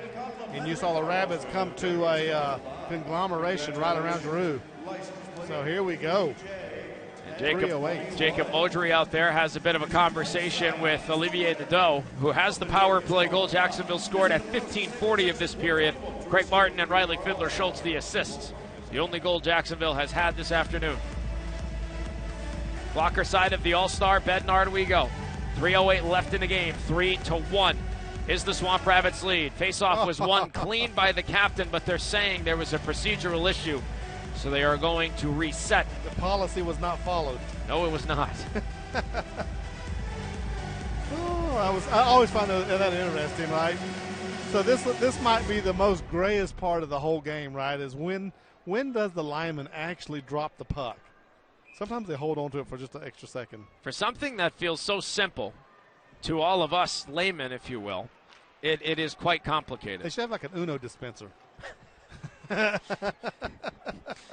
just shoot it out. Well, if we're talking about dispensers, why not Pez? Oh, the Pez dispenser. That's a nice Seinfeld reference. Puck comes back up inside the blue line. Christopher Brown's there. Cross ice one-timer. Bednard's exposed. Did he make the save? Are you kidding me?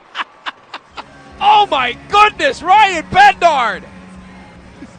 He is on his back like a turtle. He can't get up because he's interfered with a defender.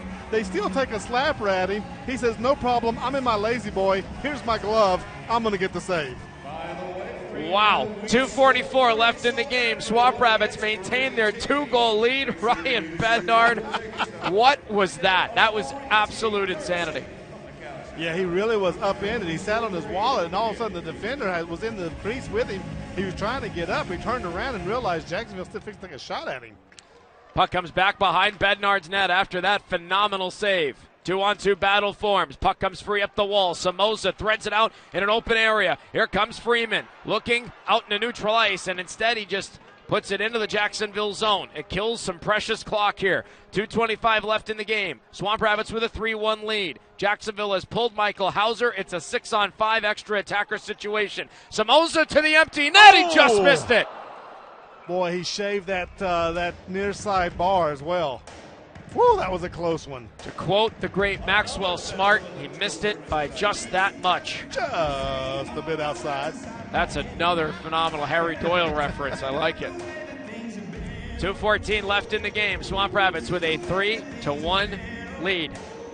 Man, we have been treated to a doozy today. It has been great to see the Rabbits come like that, and that's what makes this sport great. You forget about it, get back on the ice, and get after it. We have got some highlight reels for the social media I am sure that I will check out when I'm at the house this evening.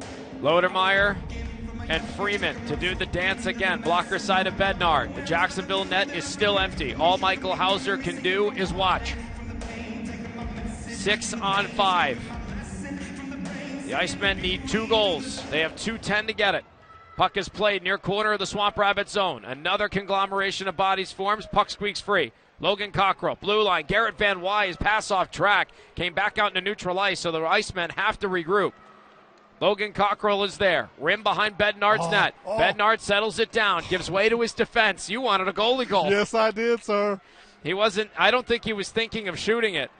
And the puck comes back out just outside the blue line. The Icemen carry it in. They are in the onside position. Van Wy is there. Puck takes a high skip and a hop. Volleyball spiked down by the captain and then hacked out by that same person in Ben Freeman to center. Puck is worked all the way back around. Shukarov sends it out. Back into neutral ice to Van Wy. 90 seconds left in the game, and the Icemen are offside by a mile with 87 seconds left. And it's still a 2-goal lead for Greenville. Good Lord, he was in North Carolina. I don't know why they were carrying that into the zone there. He was off by a country mile. Faceoff's going to come across from the Swamp Rabbits bench. Giroux in the dot. Perkusic across from him. Perkusic with a pair of assists in this game. He had a dandy of an assist on the first goal for Tanner Eberle. Yes, he did. And I tell you what, it was something else. He's had a good 2 games back-to-back. And that's another guy you do not want to tangle with. He knows the lingo as well, let's say. Puck is banked on out to center. Still an empty net for Jacksonville. 80 seconds left in the game. They need 2 goals to keep this one going and at least salvage a point in the standings. Leahy up to the blue line. Contained on the play by Brown. Worked up the left wing side. Giroux opens his hips. Drops off. Brown fakes a shot. Throws it down far corner. Takes it right back. Brown, D to D. Jacob Panetta. Panetta switches places with him. Less than a minute to go in the game. The Swamp Rabbits trying to hang on. Up by a pair. Fiddler Schultz hangs on. One-time shot. Brown. And it stopped in the chest of Ryan Bednard. There you go, Benzie. Let's go. And he is feeling it right now. He tosses the puck to the face-off circle, helping the linesman out, making it a little bit more efficient with 52.8 seconds left. Yes, we do. He was tracking that puck nicely. He had everybody in Greenville County in front of him, and he was still able to track that puck through him. To the blocker side of Bednard we go. McKechnie to take the draw. McKechnie and Giroux. Giroux wins it. Up to the blue line. Panetta sent down low. Puck is centered for Craig Martin. He takes a spill. Back to the point. Panetta, left wing side. Brown through traffic. Blocked on the play. Puck is hacked on up and sent out down the full length of the ice. Icing the signal. And icing the call against the Swamp Rabbits. 35.6 seconds left in regulation. It remains a 2-goal Swamp Rabbits lead, and the Jacksonville net remains empty for an extra attacker. Yeah, one of the Jacksonville players took a dive. I didn't catch the license plate number on that, but I did think he was going to get called for embellishment because it was a complete dive. Looked like a soccer player out there. Blocker side of Bednard we go. Here comes the captain again. Ben Freeman against Damien Giroux. Freeman wins it clean. Back to his defense. Leahy tied up. Ethan Kapp plays it up the far wall of his own zone. 30 seconds to go in the game. Jacksonville's net's empty. They trail by 2. Puck is flattened out at the blue line. Fiddler Schultz with a shot. Another glove save by Ryan Bednard. Oh, my! And Joe Leahy takes exception to Olivier Nadeau, if I caught the license plate right, and I did. And the linesmen separate them both. Woo! Denied. Oh, man. Ryan Bednard has felt it all afternoon. That brother said, no, sir. He caught that. That might have been one of the better saves that we have seen today. He had the one turtle save, and then that save right there. Look at that. He is peeking through. I don't know if you can stop that if you're watching on FloHockey. He is peeking around like 6 people and sees it come to his glove side and snags it like it's the last king cake on the shelf. And, oh, man, what a save. Glove side of Bednard we go. 22.2 seconds left in the game. Swamp Rabbits up by a pair. Jacksonville's net is empty. The Icemen need 2 goals, and boy, do they need them quick. Now 18 seconds left. Puck comes right wing side, taken in, thrown through traffic, stopped on the play. Puck is still loose. Bednard's not on top of it. Turned back again towards the net. Puck dropped off. Brown with a shot, deflects into the mesh and out of play. I think Ethan Kapp got the stick to it. 6.6 seconds left, and barring a cataclysmic meltdown, it looks like the Swamp Rabbits are going to come out with this one up 3-1. Somebody needs to buy that man a drink tonight. Bednard is having a game and really has kept his team in it. 36 shots on net. He has only let 1, which was a penalty kill deflection, and he has had highlight save after highlight save. Face off one again by the Icemen. Shot off of his glove. Rebound kicked away again. 2 seconds and 1. That is going to do it. 0-0 on the clock. And the Swamp Rabbits exact revenge. They take a 3-1 win against the Jacksonville Icemen. 9-2-1 in games following a loss this year. I tell you what, whatever corrections that they make, that Lordo makes, the team makes, keep doing it.